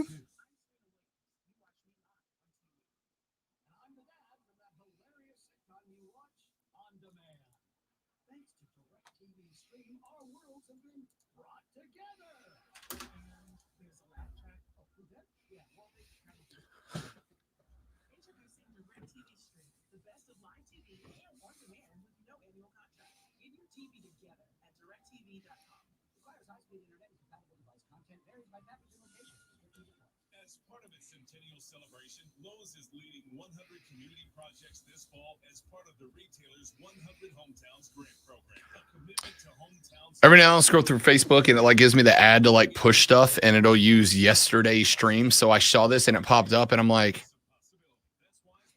because I'm an idiot. That's they want us to pay to have it pushed. Yeah. Yeah, it's like. I really do think an infomercial shopping pulse segment. Ladies and gentlemen, do you like condiments? Do you like football? Well, do I have a great deal for you? Coming up on December 30th, you can get the best of both condiments and bowl games with the Duke's Mayo Bowl. South Carolina, North Carolina, a border war greater than that between mayo and ketchup. I didn't say it would be good. I just said what happened. Say a border war that smells of eggs, but you know, it's just what I thought of.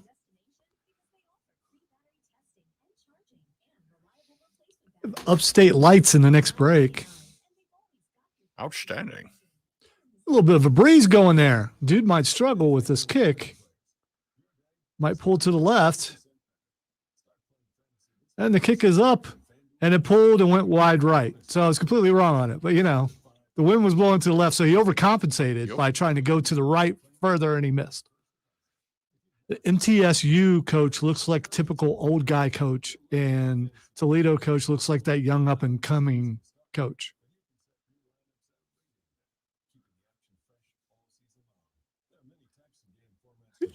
They look at 58. He's all smiling, big old forehead. I'm in the Bahamas, yo. Like it's sad that I picked him out on his head, not his number. Yeah, that's. You said that, and I looked. I'm like, oh, that guy. Oh yeah, that's 58. It's like a Hunter Renfrow kind of forehead. It's just nothing wrong with that, but you know, not quite Peyton Manning, but it did stand out. Peyton got a full-on 5 head. So there he is. There's typical young coach. Although Yes, his hair's got more gray than. He's the oldest of typical young coaches. Quick little segment here on the Rob Brown Show and ESPN Upstate. Texter said, did Rob just quote Fred Durst? If you don't care, then we don't care. And why am I not surprised? Here's the thing. I did, and it was not on purpose. But then, Texter, you made me sit here in the break and rap Limp Bizkit songs during the entire break to get them out of my head. I would say accurately, but I don't know. And the texter, if you're cracking on Rob, how'd you recognize the lyrics? That's all I'm saying. Fair enough. You picked it out when I didn't. And I admit that Limp Bizkit is a guilty pleasure for me. we've got Trevor Lawrence stories. We got Deshaun Watson stories. We got Carolina Panthers stories. And I was thinking about how interesting it is, at least to me anyway, how interesting it is to me that Deshaun Watson right now gets more talk than Trevor Lawrence, right? And he's not playing football. Now, in fairness, the majority of the talk is the reason why Deshaun Watson is not playing football, right? We found out, we brought this back up in the first hour of the show. We found out that a judge signed an active search warrant into the social media of Deshaun Watson. There is a better than good chance that what that means is that there is some law enforcement organization that requested that search warrant, that requested to look into Deshaun Watson's social media activities, and in doing so was granted permission to do so. Then it also came out, of course, that Deshaun Watson was offered a gig by the Panthers. They said, we'll trade for you even with all the garbage going on in your life right now. And Deshaun said, nah, I'm going to stay right here in Houston where the civil suits and criminal investigation is going on. I'm going to just hang out right here. Man, it's got to be rough, right? Can somebody tell me why it is? And I'm off for the next 3 days, so I need an answer. Can somebody tell me why that is? I got a sneaky suspicion, Zoe. And this, I'm going to say it. This is not a bad thing. In fact, I think this is a good thing. Trevor Lawrence is the most boring overall first-round pick we've ever seen at the quarterback spot, right? And that's saying a lot because Andrew Luck was, I mean. It's the most boring first-round pick we've ever seen. And that's a good thing, right? He's not getting in trouble. He's not causing problems. He's not dramatic. He's not in the news for doing dumb things. He's not getting busted breaking COVID protocols. He's not getting busted hitting the club on game night or coming into the stadium hungover. But he is out there because he's doing commercials and stuff. So it's not like he's hidden. Commercials or whatever. Subway commercials, great. They're really funny. Yeah. But the point is, he's excessively boring as an NFL quarterback. There's no meat to him, which is fine. What's the most interesting thing about Trevor Lawrence? His hair. That's it. That's it. If I ask people outside of Clemson, South Carolina to tell me something about Trevor Lawrence, 99% Family Feud style. We asked 100 people on the internet to name us one thing about Trevor Lawrence. Number one answer on the board survey says... Hair. Hair! That's right, Johnny. Tell him what he's won. I say he's boring. And that's good. I'll take boring. Question is, can boring be a leader? Can boring own a locker room? Can boring cultivate the charisma needed to step into a huddle and look at the offensive line and grab one by the face mask and go, listen to me and we will win? I don't know. That's what Trevor's got to work on. You know who is never going to teach him that? Urban, I will intimidate you into doing whatever I want, Meyer. Since then, the only Trevor Lawrence story we've gotten is, I'm not saying I'm relieved, but I totally am. And there's more drama in Herb's locker room than in high school. And that's it. That's all we've gotten. College. No, don't gloss over college. that. College, yes. That's the real story. Trevor's boring. And there's nothing wrong with that. That's fine. Can he muster the charisma to be a leader? I guess we'll find out. But I can't think of another first overall quarterback, at least in my recent memory, that got as little airtime as Trevor Lawrence does. And we're in Clemson, South Carolina. I mean, metaphorically speaking. 1 segment left in this hour, then hour number 3 next on the Rob Brown Show, ESPN Upstate. Lights.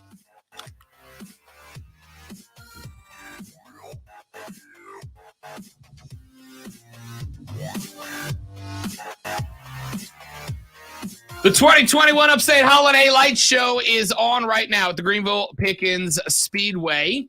It is the Upstate's favorite holiday Christmas tradition. 32 million lights setting the sky ablaze above the speedway, synchronized to the music of your favorite holiday classics. It's very cool. You drive up, you tune in your car radio to a station.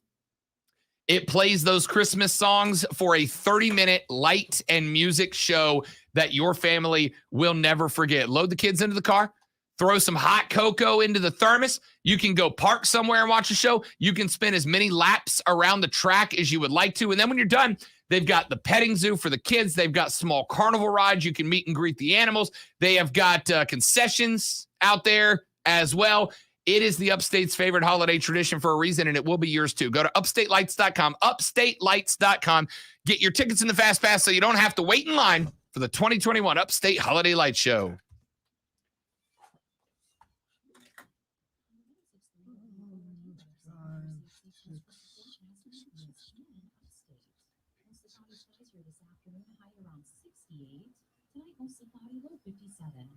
Saturday, a chance for showers and thunderstorms, cloudy high 69. Then on Sunday, chance for an early partial sunshine develops high 58. I'm meteorologist Jennifer Wojcicki at ESPN Upstate. Currently, it's 61. Oh, what a snag, what a catch.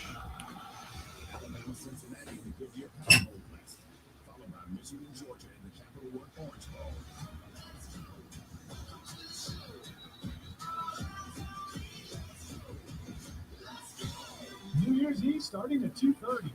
On your home for the best bowls in college football. ESPN Upstate.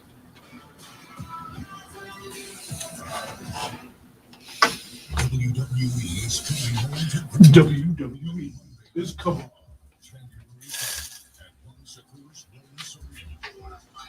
WWE champion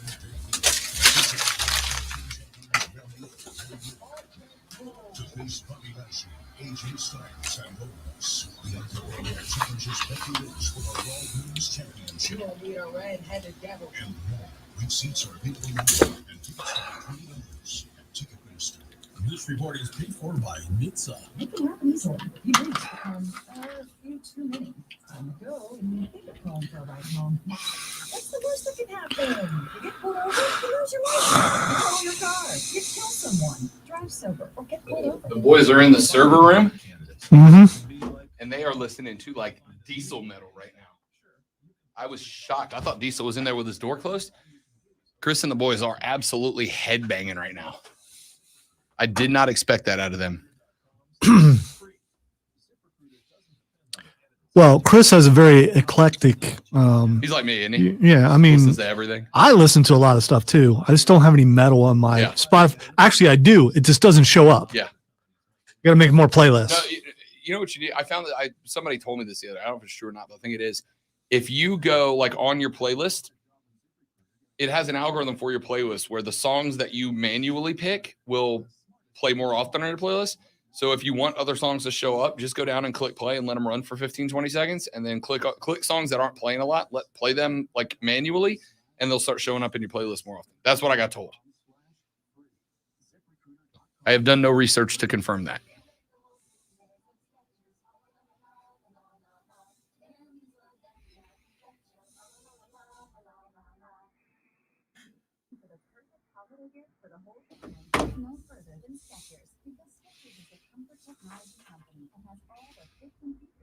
It's just got a text or getting text that my driveway has been redone, which is good because this is not the bridge part. This is my direct driveway, which I've gotten stuck on a couple of times lately and been really concerned going up the hill. Bottoming out because erosion has caused the middle, because it's kind of dirt and gravel, to come up higher than the outside edges. And where my car sits so low, I'm starting to Luis would be very upset about my undercarriage because it is doesn't look good right now, probably.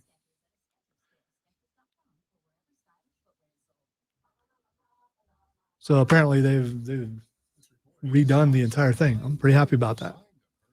Just hope they didn't do it with really big rock, because that will be bad too. Yeah. A lot of no. Just get out and put the car on my back and carry it up there.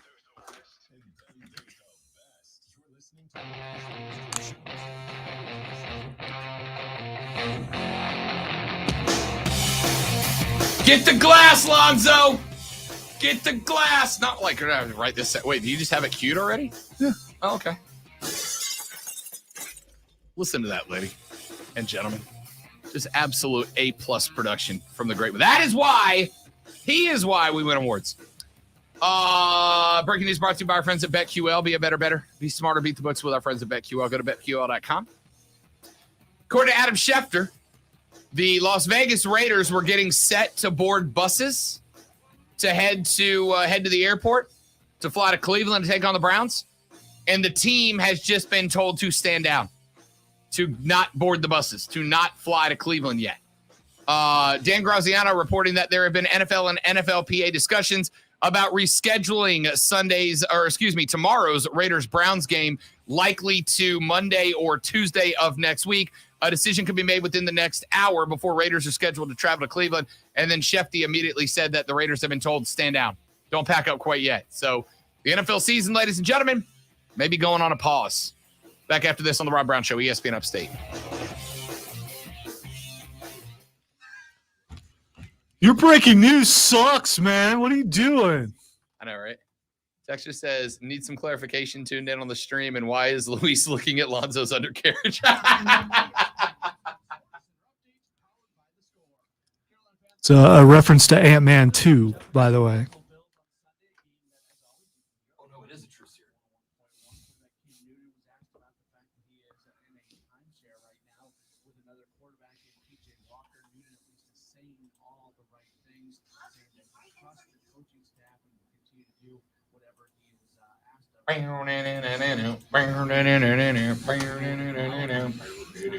By the way, the gravel and the driveway thing is unexpected. I know you usually plan that kind of stuff, and it's just like we have a neighbor who offered to, who like owns a bunch of property and didn't realize that we were back there, and was allowing people to hunt, and then now stop them to hunt.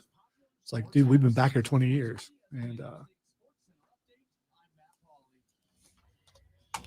so it is a pleasant surprise.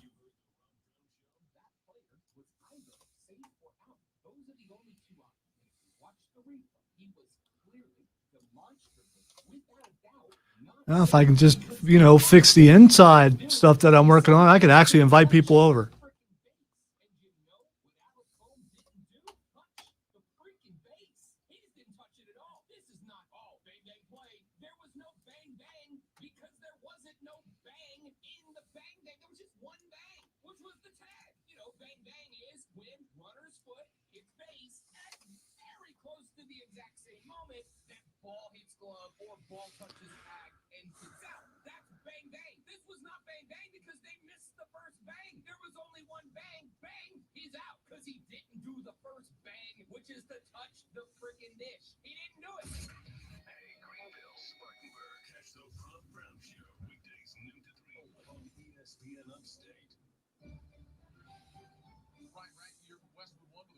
Sunday night football, an NFC South battle between the Saints and the Buccaneers. Today coming off a fourth straight win. And now that lifelong battle that every man with a woman in his life must go through. What do you want to eat? Where do you want to go? I don't care. Well, I don't care. Well, I don't care. Okay. I saw a meme the other day that was like, marriage is agreeing to not agree on what to eat for the rest of your life.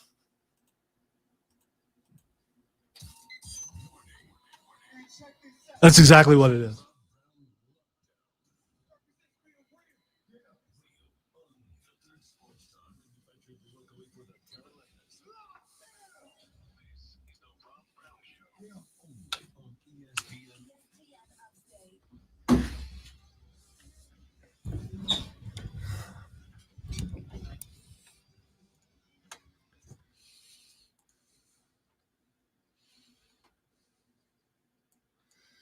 All right, the Rob Brown Show's back on your radio. It's ESPN Upstate. I'm Rob. He is Lonzo. You are listening to the South Carolina Broadcasters Association Sports Talk Radio Show of the Year, the Rob Brown Show here on ESPN Upstate. So good to have you along for the ride. NFL's in trouble, man. NFL is absolutely in trouble at this point. And what is it, 5 days now? 5 days now, you've had well over 100 players have to enter COVID protocols, right? You're looking at an average of about 5 to 7 guys per team that have had to go into COVID protocols. Now you've got a head coach. And by the way, one of the biggest games of the year, right? You got the Tampa Bay Buccaneers jockeying for the number 1 seed in the NFC. You got the New Orleans Saints that are playing not to be eliminated from the postseason. And this game now is missing Sean Payton. the mind behind New Orleans offense. They're going to have to play without the guy. We've already seen what happened once when the Saints had to play without a coach, when they had 9 of them missing and Carolina beat them in Charlotte, right? Saints playing for their playoff lives at this point. Tampa Bay playing to get that number 1 seed and home field advantage in the playoffs. Only one team gets it this year. And not a great look. Cleveland Browns have 21-ish guys on the COVID protocol now. This is not good. And this is part of the reason why when the NFL went lax on testing, when the NFL went lax on protocols, etc., a lot of us, myself included, were very concerned about what this was going to mean, right? About what this was going to mean. Could we end up in a situation where there is a breakout? Because here's the thing. Even if everybody is vaccinated, which they aren't, as we've pointed out, getting the vaccination means that you are less likely to contract it. It means you are less likely to spread it. It does not mean that you are unable to contract it or unable to spread it. But it's still something that has to be taken very seriously. Now you have what I think, is it even a minor breakout anymore? I think saying 100+ guys got it in 5 days isn't a minor breakout. That's a breakout. That just is what it is. It's a breakout. Even if it's amongst vaccinated, it's a breakout still. We saw the other day, what was it, yesterday or the day before? The English Premier League, which is if there is a 1A in terms of the biggest and most popular sporting leagues in the world, it's the English Premier League. English Premier League has at least suspended, if not outright canceled, 6 fixtures, 6 games, 6 matches, whatever you want to call them, so far. They are having a small issue too. And they are talking about taking a break. They are talking about pausing games, taking a break and getting to it later. The NFL, I think, might be on the verge of having to do that. Could they get away with pushing the entire season back? Could they get away with taking an off week, right? Just send every player home for 2 weeks. Let all the ones who have it get over it, get it out of their system. We saw yesterday the NFL sent out new protocols. We are going back to the summer protocols. Everybody in the building wears a mask regardless of vaccination status. Everybody is going to get more tests regardless of vaccination status. And now we I think, we now have a reason why this is happening. It's not just the breakout with the Browns, but it's the fact that Baker Mayfield and Myles Garrett, I'm talking names in the league. These aren't just dudes. These are names in the league. Names in the league are calling out the NFL for this. They're going, wait a minute. You've created a set of protocols, knowing that the vaccinated can still contract and spread the virus, although it does minimize the chances. It can still be done. Despite knowing that's the possibility, you allowed everybody to show up, everybody to work out together, everybody to get together, everybody to be in the same room, and then tested us afterwards. If this was truly about player safety, you should have done it the opposite way, right? You get a test when you show up for work every day. You get a test every day when you show up for work. Immediate result, if you're positive, you are sent home. Get another test the next day. If it's a false positive, great, you can come back. And if it's not, you're out. But that's not what they did. And now you got players that are out there infecting the rest of the team. It's the only thing that could have happened in Cleveland, right?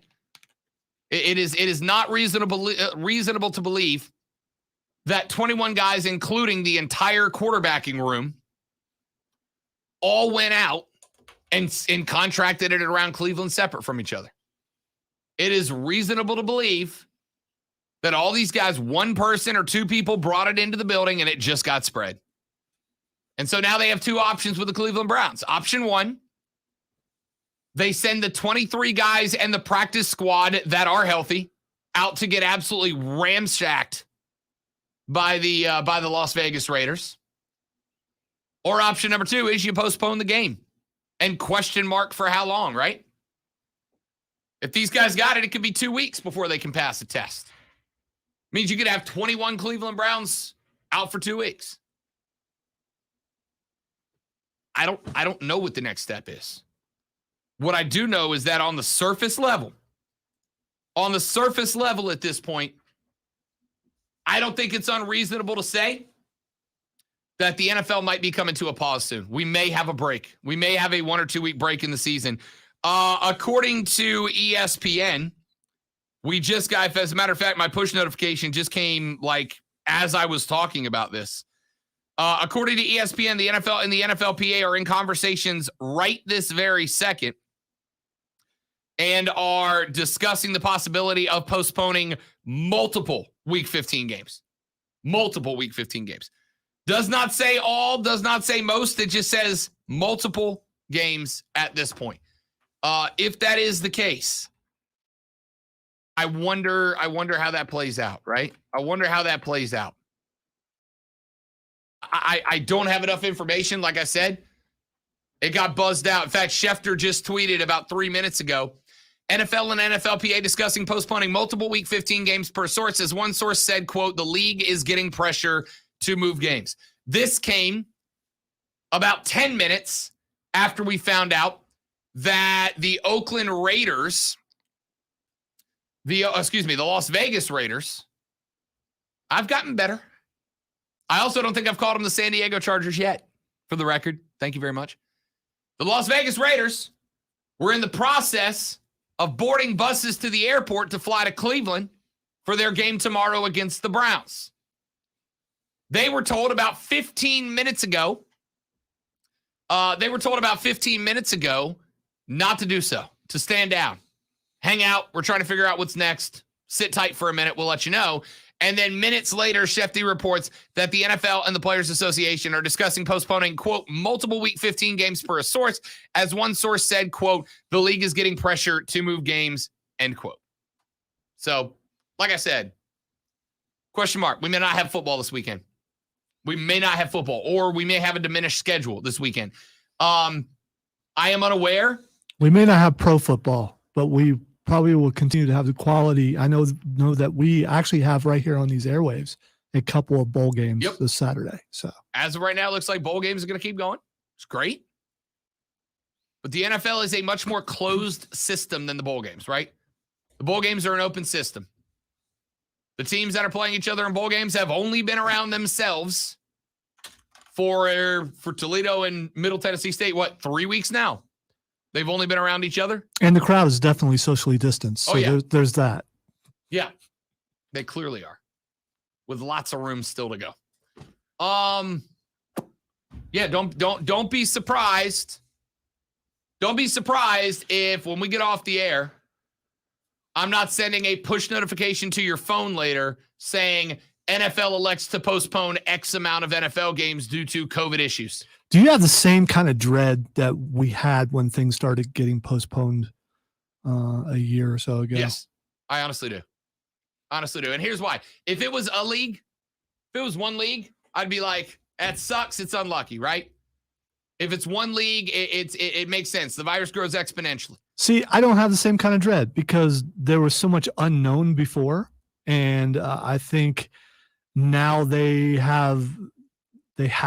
done this before, so they know what to do. Now, should they have already postponed? Probably. And I get they're going to try to wait to the last moment, but I think because it's been done before, I think this will go smoother. At least I believe so. I think, first off, you're right. We have a ton more knowledge about the virus, about the ramifications, the consequences, and the spread of it than we did the first time around, right? The scary thing about 2 Marches ago, when I got here and sports stopped and we didn't know if we were going to have an NFL season at all, it was the first time any of us had ever heard the definition of COVID, right? Or novel coronavirus or anything else or whatever. And we didn't have vaccinations that we could rely on to at least be somewhat of a buffer between us and chaos. We didn't have any of that. There is that. So that's fair, Lonzo. I would say I am less stressed than I honestly thought 2 Marches ago when I got here. I thought, great. I moved here to do sports radio. There's no sports. I'm going to have this job for 2 weeks. I'm going to start the job. I'm going to get comfortable in that chair. And then they're going to fire me because there's no point in having a sports talk host with no sports. We got through it. Admittedly, I was down there, quite a bit asking if we were going to cancel the sports station. Because, I mean, you know, you need to know, you need to prepare. And we didn't. You were yay close to getting Rob Brown on Classic Rock 101.1. Hey, everybody, welcome in. Coming up next on Arrows, man. Sounded pretty good. I don't think there's anything wrong with that. Are you auditioning right now? Because, you know. Watch your back, Stone Man. Watch your back. No, I agree with you. You have to aim low, though. I mean, you know. Oh, you mean physically? Yes. Yeah, I'd have to Urban Meyer him. Yeah, I think we have more information. We have more knowledge. We have more wisdom about this whole situation now than we did when the first time it rolled around. But yeah, first time around, I genuinely was talking to people down the hall like, hey, are there going to be any open music station spots? Because I just moved here. That this goes away, I'm screwed. I think we both know you would have ended up in the news department, and we would have been happy to have you. Some of you would have been happy to have me. You know, look, when it comes down to it, by the way, Rob, I'm less panicked. News has no bias if it's reported correctly. If you do it right. I'm not as panicked as I was. I agree with you. You are correct. We have more knowledge. We have more information. We have more tools and resources to fight back than we did. However, I mean, I'm glad that I'm not sitting here going, oh no, here we go again. Here we go again. Because well, not that couldn't happen, but I don't believe it will this time. Yep. Jeremy Fowler of ESPN just tweeted, quote, the Las Vegas Raiders have been made aware that the league is discussing a potential scheduling change with the Browns game per source. Las Vegas has been fighting it, believing that protocols over the summer were clear that teams with outbreaks would have to forfeit. So the Raiders are now telling the NFL the Browns should have to forfeit this game. Yeesh. All right, a couple of texts that have come in. The big story is over 300 soccer players have fallen out, some having to retire with heart problems at a young age. Yeah, I've got this text multiple times. Nobody's given me a source for it, and I haven't seen it. And I'm pretty tuned into sports news. If you would like to forward me this article, that's fine. But if you hit me with a source like freedomeagle.net, no, that's not going to be good enough for me. Is that actually a thing? I don't know. I made one up. Okay. If you hit me with a source of guy in his mom's basement blogging, I'm not going to count it. That's not a good resource. I'm about to look freedomeagle.net. Yeah, let me know if something comes up. Okay. In the meantime, I've heard this. I've gotten this text about 3 times. If you would like to send me that source, that's fine. But when you go, don't look for it in Google, though, because they censor the story. Not a thing, by the way, freedomeagle.net. Okay. Website domain's available, ladies and gentlemen. But finder's fee. Fair enough. Lonzo gets 10% of whatever you make. Not me. You made it up. I'm the go-between here. I'm helping you. If you would like to hit me with that resource, whatever resource you got that story. Christmas cash, baby. I'm sorry. You're back to the other thing. If you'd like to hit me with the story of 300 soccer players having to fall out with heart problems, I'm happy to read it, but I've seen that nowhere with any credibility. Rob, it would make absolute sense to pause the season till after the new year. Yeah, I agree. The only problem is scheduling. But I promise you, if they wanted to move the Super Bowl back 3 weeks, they could do it. Okay? They will it's their stadium. They can have the Super Bowl whenever they want. I would consider it. I would consider picking up week 15 in the first week in January. What's it matter if you move it back? Make the accommodations, right? ESPN, wow, bleeping virus. This sucks. Yes. I told you when we came back to sports last year, this isn't over. We've hit a bit of a stride through it, but it's not over. And there may be worse. Texter says, hey, Liberob. Oh, it's my name plus liberal, Lonzo. It's a play on words. This is fairly creative. I got to give him a little bit of credit there. You may not. Did you text that? No, I did not. Okay. Mine would have been worse. Hey, Liberob, fact check. Omicron is spread with or without the vaccine.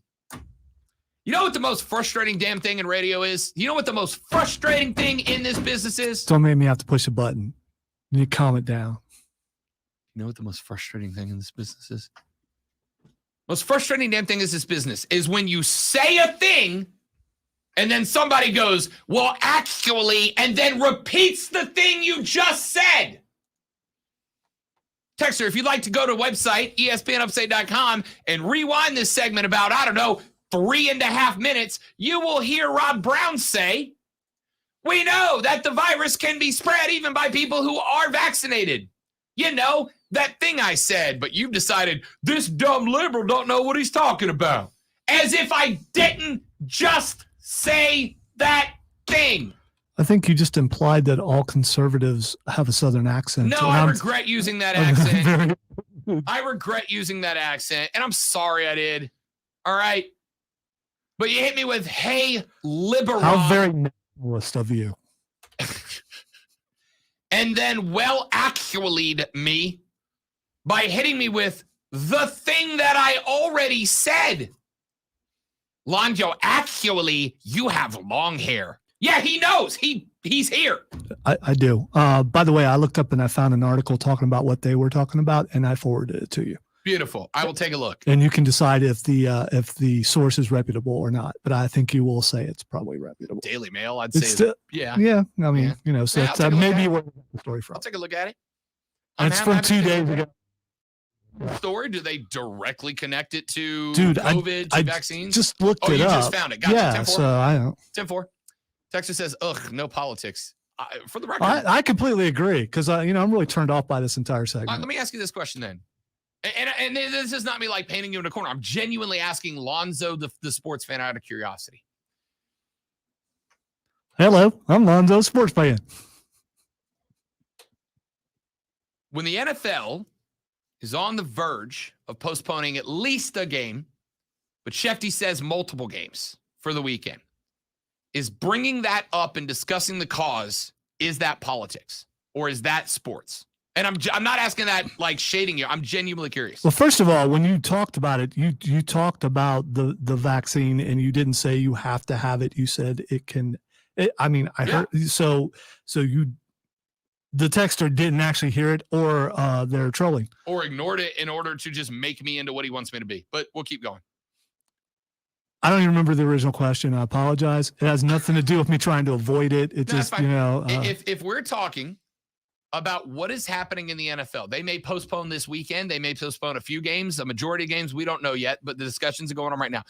If they announce in the process of not even before they announce it, if we're sitting here talking about major news outlets claiming the NFL is on the verge of postponing multiple games, and I bring that up.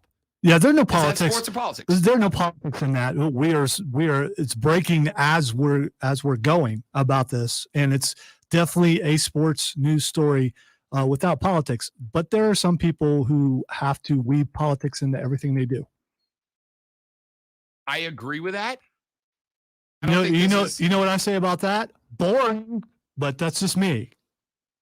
Maybe, but I think the NFL's on the verge of postponing multiple games is kind of a big story. You might find it boring, but it is a big story. I was talking about the politics part, not the story itself. Fair enough. This is very important for sports because as we talked about, 5 or 6 minutes ago, this is how it started in some way last time. And this thing could spiral down to a stoppage of all sports again, which we don't want to see happen. Don't believe it's going to happen, but it could. I don't think I brought up a political side. I didn't sit here and preach get your vaccines. I think you should, but I didn't bring it up. I didn't sit here and talk about the should we test asymptomatic people? Should we not test? I didn't talk about any of that. I said the NFL is on the verge of postponing games. There is an outbreak in the NFL. That's not something you can argue against. It's happening. There's another major league with billion-dollar revenue behind it in the EPL. They are postponing games and may postpone or cancel the end of the season. And Those are all facts. You forgot to mention college basketball games being canceled, including some big ones. Duke's lost a game. Carolina's lost a game. Gonzaga's lost a game. Ohio State lost a game. Ohio State's lost a game. These are all Final Four contenders losing games because their opponents are breaking down with COVID. South Carolina, by the way, South Carolina has 9 guys missing from their roster for the next game, and at least 3 of them it's because of COVID. South Carolina, who beat FSU, who's a Sweet 16 contender a week ago, maybe dropping games to FCS teams, FCS level teams, because they're out of guys, because they have injuries and COVID concerns. This is not political. This is what's happening, and it needs to be talked about. Quick break. Back after this. Rob Lonzo, it's ESPN Upstate. Stop going to break so fast. You're doing it on purpose. Well, I looked up and I was like, 23:30, gotta go.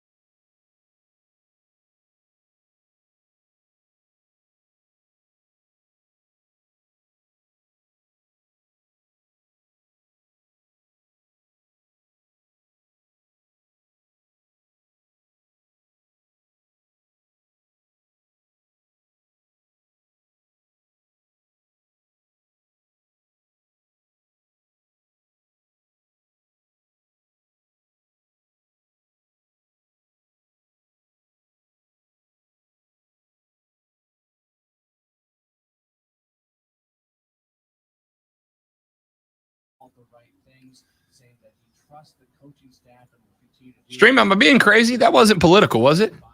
Like, I don't think we got into politics there. I thought we talked about what was happening and the genuine ramifications, right?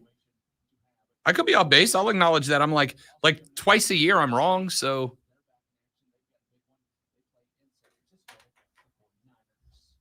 Download the Score app today. Lightning fast sports alerts so you never miss a thing. It's why the Score app is one of North America's most popular sports apps.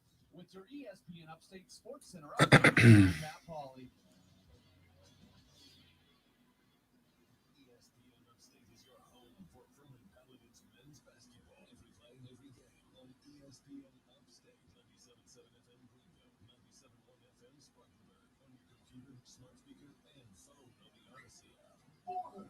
It's Tony. He's in there rocking. I know he is. I saw him. I know. I walked by the door and I threw him up the horns. And he looked and he goes, I'm like, you want beads or money? He said, both. It's like, okay. Oh, bad bounce. Bad bounce. Heard that angry music that comes with force. Nope. Steven said, Rob, a hater's going to hate. And that's coming from me. Well done, Steven. Well played. Respect that. There it is. Yeah, but it didn't want to. Oh! You shouldn't be able to go around the rim on a trash can like that. All right, that was just a bad shot. That was just a bad shot. There's no arch to it. You know. Here we go.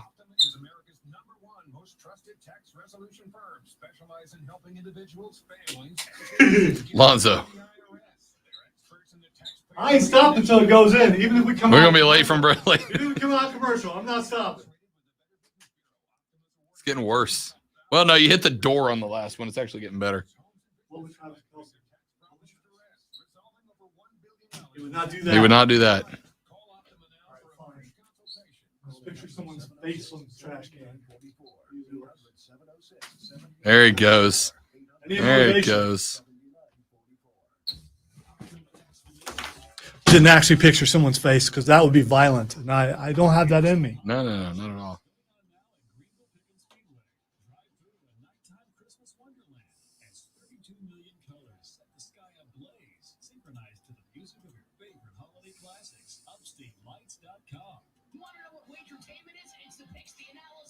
By the way, the fanboy intro is in. Should I take it out? Because you forgot about it? Because it's, I mean, you know. Forget about it. But yeah, because I know you forgot about it because you didn't.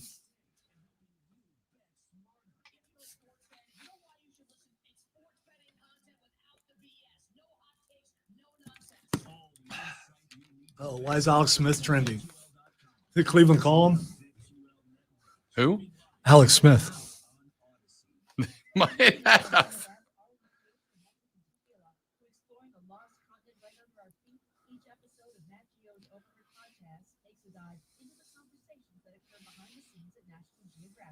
Overheard is presented by the Sea Advantage Platinum Select Card, the card built for your adventure. For a limited time, apply for the Sea Advantage Platinum Select Card, and you can earn 50,000 Advantage bonus miles after qualifying purchases. As usual with Twitter, it's so hard to find out why.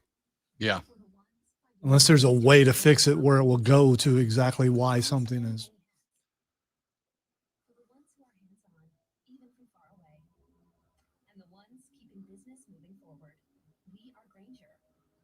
Supplies and solutions for every industry, with 24/7 support and experienced staff at over 250 local branches. Call clickgranger.com or just stop by. Granger, for the ones who get it done. This report is sponsored by Napa Auto Parts. At Napa, when it comes to serving you, their motor never quits. From next day delivery to curbside pickup to getting involved with local communities. Get the parts you need when you need them. That's Napa know-how. But Napa's up to right now. That's very funny to me. You already left.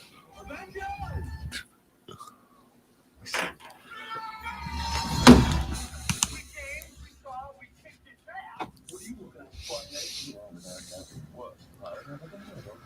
you have Welcome to the desert of the field.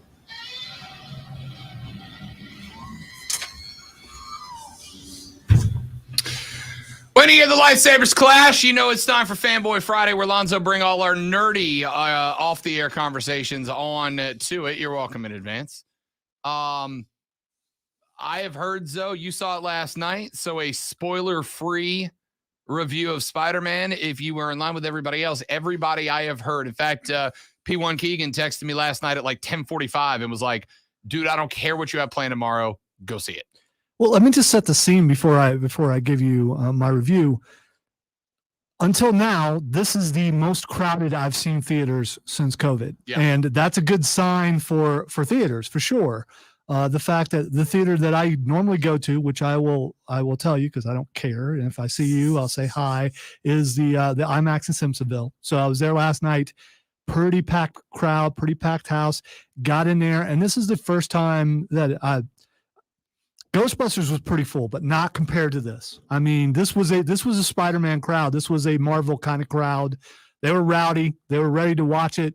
A little too talkative for my taste at first, but they quieted down once the movie started. And the movie was great. It really was. I was asked earlier on the stream, 1 out of 10, definitely a 10. It hit everything that it needed to hit. It was really good. It was exciting. It was funny. It was happy. It was sad. It was thoughtful. It was a Marvel movie, a Marvel movie with crossover. You know that you got all those villains, and all those villains are in the movie. This is not spoiling. You've seen it in the trailers. All those villains are in the movie, and they're all actually pretty good. And this, I am going to spoil just a little bit, just to see if Rob looks up, but the original actors are there for all of the bad guys. We already know some, but then there's speculation on others that we haven't seen the physical actor. Right. The original actors were in it, and that's good. By the way, if you're going to see it tonight, 2 post-credit scenes, stay for both of them. Really pay attention to the second one. Where would you rank No Way Home within the MCU as a whole? That's top 3, top 5. That's so hard to do. It really is. And I see a lot of people are saying that it's better than Endgame and better than, the conclusions of the Avengers. And I don't know if I would go that far. Okay. But I would say it's up there, close to it. Yesterday, I'm in a group text with the guys in my band back home, and there's 4 other guys that are all our backups, right? So if one of us can't make a show, one of those guys steps in and plays the show for us. And then so there's like 9 of us in the group chat. And I got a text at like 5:30, 6:30 our time, 5:30 back home, from one of the guys in the band that said, I'm on the way to see it. And then 2 of the other guys were like, I'm going to see it later tonight. And then ordinarily, this thread usually goes quiet at, 10:30 at night. If it's active during the day, 10:30 at night, it goes quiet. Last night, about 11 p.m., I'm wrapping up Thursday Night Football. The lady friend of I we're finishing up the Christmas gifts. We decided to get, because we're leaving Sunday to drive back to Florida. So we're wrapping everything up. And the phone, ding, ding, ding, ding, ding, ding, ding, ding, ding, ding. And it's the 9 dudes in the band who have all just gone to see it. It's Keegan and it's a couple of other friends who went to see it. And between all of them, there's pretty much every movie that comes out of that group of 10 or 11 of my buddies who talk Marvel movies together. There's always, 2 or 3 dissenters, right? 2 or 3 guys that can find something wrong with the movie that they didn't like. We had long conversations about the time travel loopholes created in Endgame and the loopholes created when Steve Rogers didn't come back and lived out his own independent life. How would he? The whole premise was you're going to different timelines that are effectively different places. How did he live in the one that was created when he went back, but then still be blah blah blah blah blah? There's somebody who finds out. Not a one of them had a negative thing to say about this movie, and every one of them was like, Rob, I don't care what you're doing tomorrow. Get to the theater and watch it. I don't think there is a perfect movie without, a small little thing where you go, okay, how is that? And this has one for me, like right at and it's not really that big of a plot thing. It's me trying to find something. Sure. Just so when I finally do review it with spoilers, which won't be for a couple of weeks, by the way. So this is another one of those that I would not do that a couple of days later. But there's a couple little minor things, and it's very minor, and it's only because I was looking for something. Sure. And I will tell you that there was applause that went on during our theater, which doesn't happen very often, but it does happen more in Star Wars movies and Marvel movies. And there was applause, but this was smart applause. It was and then they stopped because they didn't want to miss dialogue. So a pretty smart audience. And it was a very mixed crowd of age and race and everything. Because when everyone comes in, if you're in there early enough, I always look over the crowd just because I'm curious to see what the demographics are for the movie.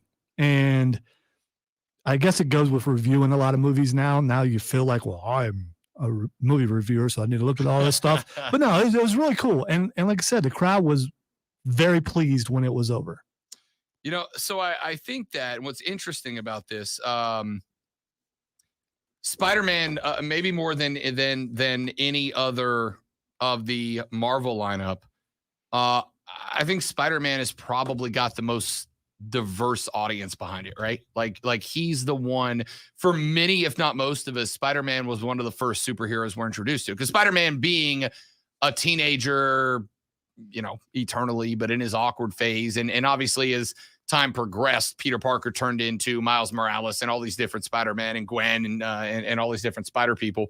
But for most of us, one of the earliest characters we're introduced to are Superman, Batman, Cap, and Spidey, right? I think those are the big four. Batman because he's Batman and he's awesome.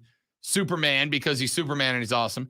Captain America because you want to learn right and wrong, even in the face of consequences against you for doing the right thing. And Spider-Man because when you are young, life's awkward. And for many of us, it stays that way into our mid-30s. Not pointing the finger at definitely me. Or, 50s maybe. Yeah, it's awkward. And so because it's awkward, we can relate to Peter Parker, who's got this very awkward dance he's got to do between still being nerdy, dorky Peter Parker, but also the greatest superhero in New York City. So we connect with him. So Spider-Man, I think, has the widest audience. And I think that's why this movie's going to threaten Endgame and doing more money, especially now that we all have to go back to the theaters to see it. That being said, there is one thing I don't understand. And this one is I'm going to ask those of you who are in this group to answer for it. Why the hell y'all clap at a movie?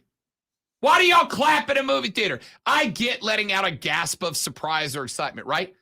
When Cap caught Mjolnir and handled Mjolnir for the first time, and when Cap said Avengers Assemble, a moment we have been waiting 15 years to hear, I get going like, yeah, that's fine. But those of y'all that clap y'all know the director's not in the movie theater, right? Y'all know Tom Holland's not in the theater to hear your appreciation for his work. You know who is in the theater? People who want to hear the movie. Stop. Quit clapping in the movies.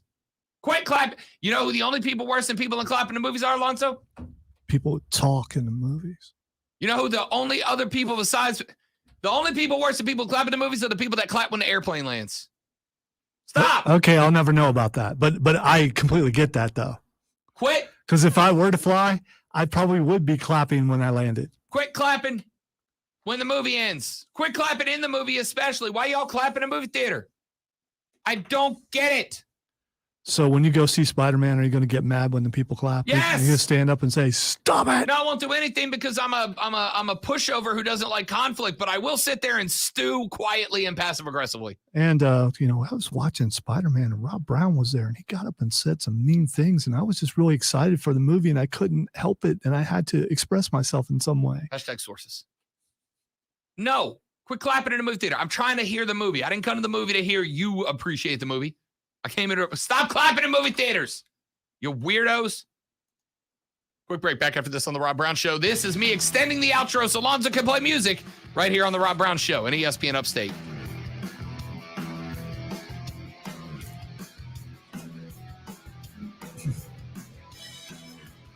Texas says if Spider Pig's not in the movie, it's trash. I can neither confirm or deny if Spider-Pig is in the movie.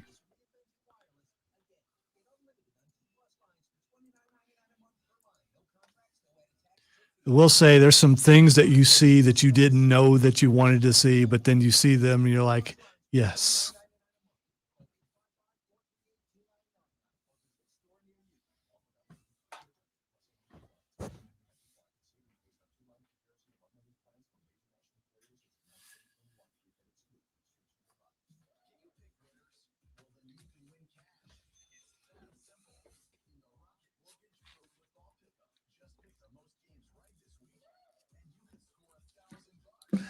Uh-oh, we got a bowl game targeting call.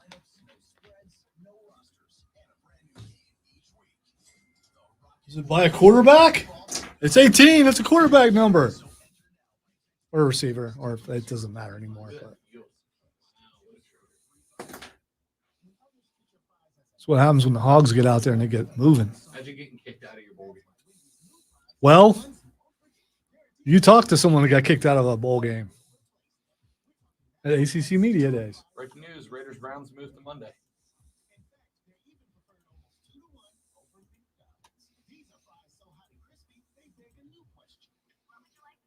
No, the bad part's when you get kicked out of a bowl game, like in the first series. Yeah.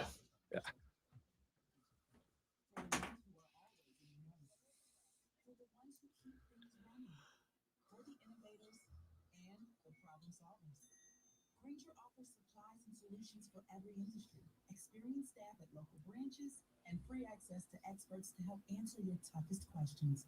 So whatever challenge you face, we have the knowledge and products to help. Call, click Granger.com, or just stop by. Granger, for the ones who get it done. For the ones who are always in the know. For the ones who keep things running. For the innovators and the problem solvers. Granger offers supplies and solutions for every industry, experienced staff at local branches, and free access to experts to help answer your toughest questions. So whatever challenge you face, we have the knowledge and products to help. I'm kind of almost on vacation. Do have to go spend some quality time down the hall. That might feel like an entire week. Just joking, in case you're watching.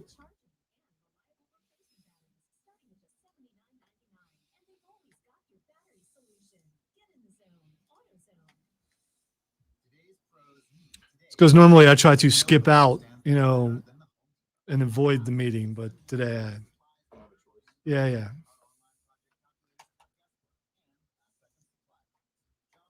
It's coming, so you hurry up and get out of here so you don't have to. Yeah, it's not working this time since I got it this morning. It's also looking like there'll be some other games postponed too. So football Sunday will now be football Monday or Tuesday. Since I'm on vacation, they could just play them all day, both days. I'm good with that.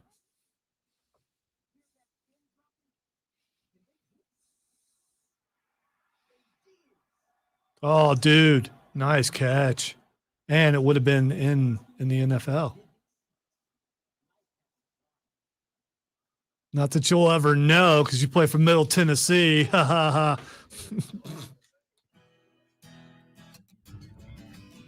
QC in the next break. Texture says, Rob, I'm 51 and been to the movies from the mid-70s through today. The first time I experienced clapping at a movie, Independence Day, when the aliens blew up the White House. That's when people clapped? Really? I'm glad I wasn't in that theater. Wow. I've seen applause in very different, I can't believe that. A bunch of different decades I've seen applause in different movies. Not when the White House got blown up. Not when old Coity boy flew his plane up into the ship and won the day. I'm back. Yeah! What a moment. What a moment. Texas says, Rob, if Spider-Pig's not in the movie, it's trash, LOL. Another says, any unexpected surprises in the Spider-Man movie? Shh. Stop. No. Stop it. Yeah, like I wouldn't do that. Stop it.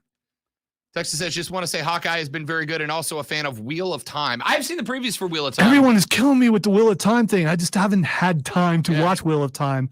Apparently, they're like Dragonborn and all kinds of stuff right up our alley. It looks like a D&D story. Yeah, we need to watch it. It's just, I think it's on the list. I think it's like on Paramount or something. I can't remember. It's something that I don't have, I think. 3 I don't have. Yeah. Texas says, love the show, guys. You weren't being political. Don't sweat it. I hate politics, but I like turtles. That's from Shasta. Thank you, I'm Shasta. rather fond of turtles also. I like turtles. I like Ninja Turtles, but that's me. All right.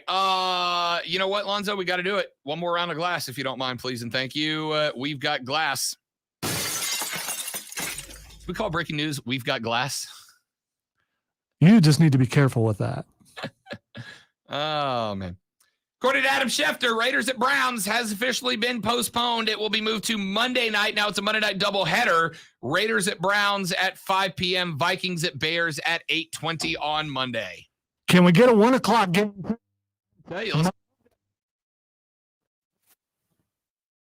Monday. Let's just do all the games. Yeah, I'm on vacation, so yeah, let's do it. Now looks like at this point that the Raiders Browns game is officially by the way. Jadeveon Clowney has now been added to the COVID list for the Browns as well. So they're out of players. They're just out. The coaches have to play this weekend now. Jadeveon Clowney has been added to the COVID list. Kyle Lauletta, you know who that is, right? Well, yeah.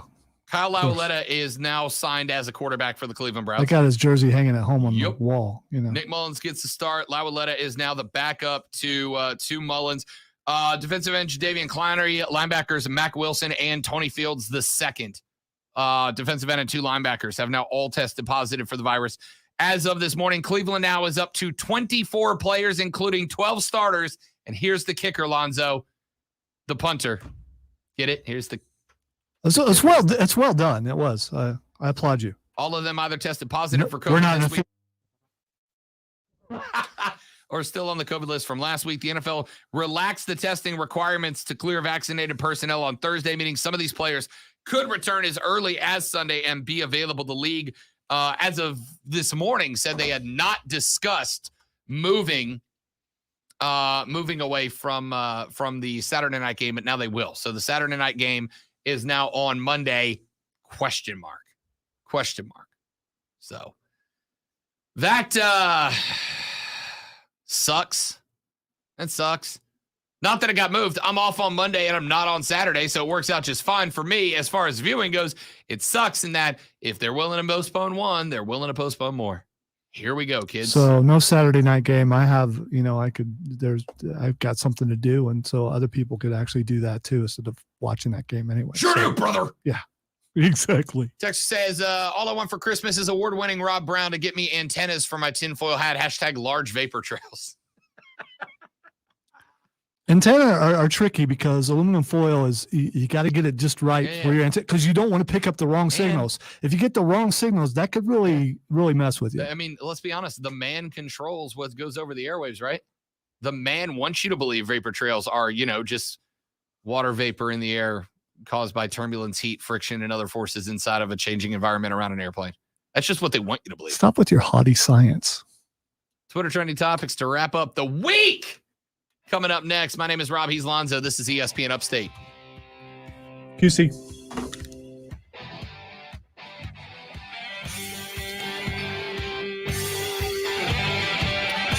Friends of QC Kinetics want you to be able to live your life without the fear of pain, ladies and gentlemen. You know what I'm talking about when I say joint pain. You got that case where your knee just gets a little froggy on you, and all of a sudden it starts to hurt one day, and then it just kind of keeps doing that,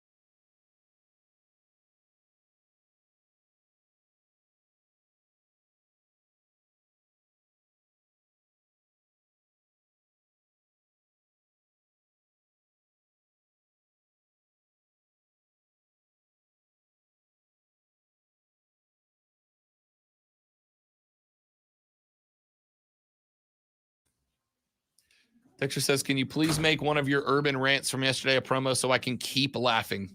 Yes. Sure can. It would be my esteemed pleasure.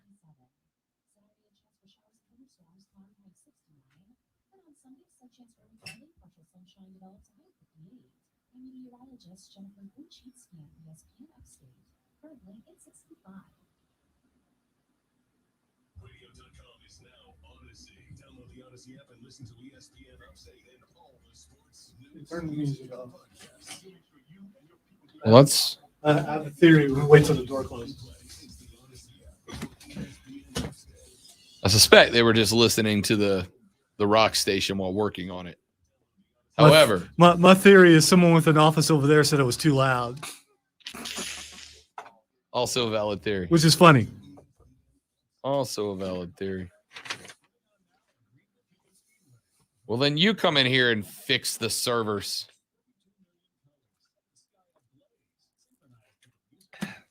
Back in the day, my key worked. I could actually go in there. I got sent in there a bunch to fix things. They know better than to do that to me, because I will break it worse.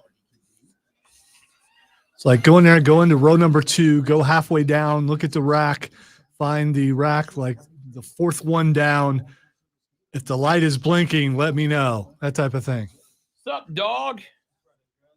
How we doing, man? And 10 of 10?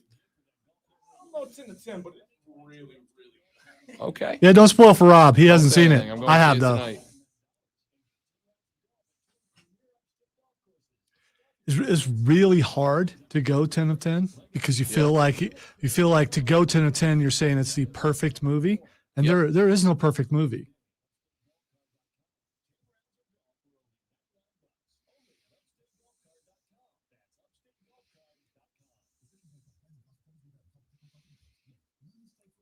I'm going to try to see if I can go see 3 movies next week. Although, no, I only have to see 2 in the theater because I can watch Matrix at home. I know the one you're not interested in because when I bring it up, you just get all because you don't like Kurt Warner. But but my wife really wants to see that, and I don't go see enough movies for her. I'm not judging anybody who wants to see it. But I definitely got to go see Kingsman. I got to do that. Still trying to figure out how Voldemort is not old, but maybe he's a descendant or something. I forget it. I forget the actor's name, but he's Voldemort. Is it Ray Fiennes? Maybe. I don't remember. I think it's Ray Fiennes.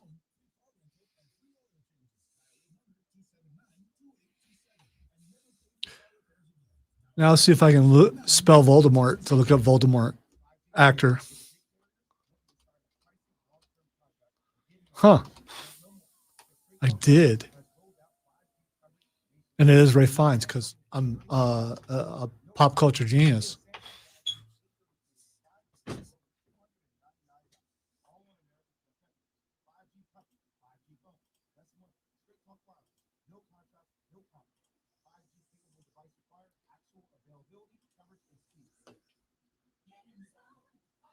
just realized we're at Twitter trending topics.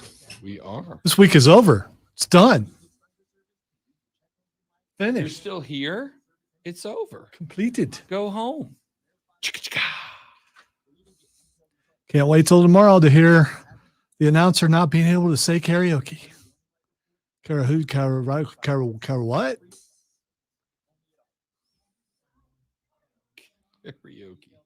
You think I'm joking? I went to is it Wednesday night? I went to Smiley's. You ever been to Smiley's? Well, you haven't been to Smiley's. Smiley's is dope. It's it's like a little dive bar, but on Wednesdays they do bandioke, so they have a full band that plays, but you go up and you sing with the band. Oh, that's cool. It was really cool. Unless they suck. The band's incredible. Oh, okay. The people singing suck, but the band's incredible. All right, it is Twitter trending topic time where I tell Rob what is trending on the internet, and he will tell everyone what he knows about it. Is Blake? I saw this earlier. You know, every now and then people ask like other people to give me your top 5 blanks, and somebody put up top 5 funniest movies, and I find Blazing Saddles to be one of those. Like Monty Python and the Holy Grail, Blazing Saddles, those always seem to be popping up in people's top 5 comedies, even as generations get older. You know what argument bugs me? I get bothered by the argument, though, that, oh, you couldn't make Blazing Saddles today. I think you absolutely could. I think Blazing Saddles was actually one of the most progressive movies of Mel Brooks' career. Oh, without a doubt. Yeah. I absolutely think you can. I think the problem is people think comedy and they start thinking like Adam Sandler. Like, and Adam Sandler is not smart, and that's no disrespect to him. Mel Brooks is a freaking comedic genius. He is. Yes. Guys like Adam Sandler couldn't pull that movie off. But if we ever find another comedic genius like Mel Brooks, the world will be better for it. I love that guy. Always have. Yeah, and I have no problem with Blazing Saddles being up there. And, you know, the fact that you can't say that you like that. Well, yeah. I love Blazing Saddles. We Saddles. Blazing Saddles is awesome. And I'm Liber Rob. Yes, you are.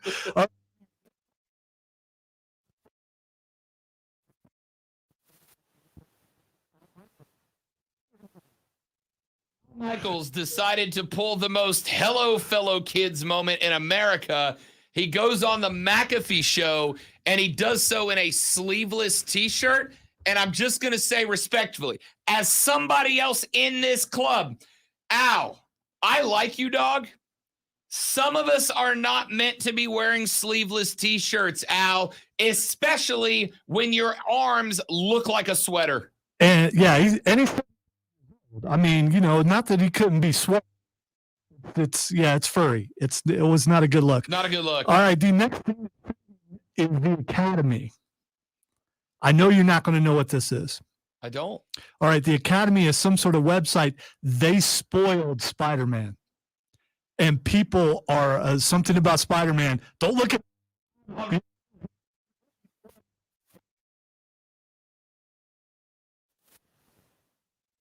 my friends last night, and I was not kidding. To the like 10 or 11 that were texting me about it, I'm like, you guys can talk about how great it was. But if you put a single spoiler in this text thread, I am leaving it and I am blocking all of your numbers for a month. And I'm not kidding. I'm not kidding. I'm not even joking. I've said on this show, if you call in spoil a movie on this show, your number is banned from the show. And it's not a joke.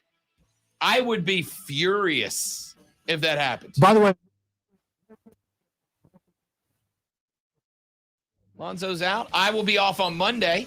Carter Bryan will be filling in for me. I will be back Tuesday, Wednesday, and Thursday.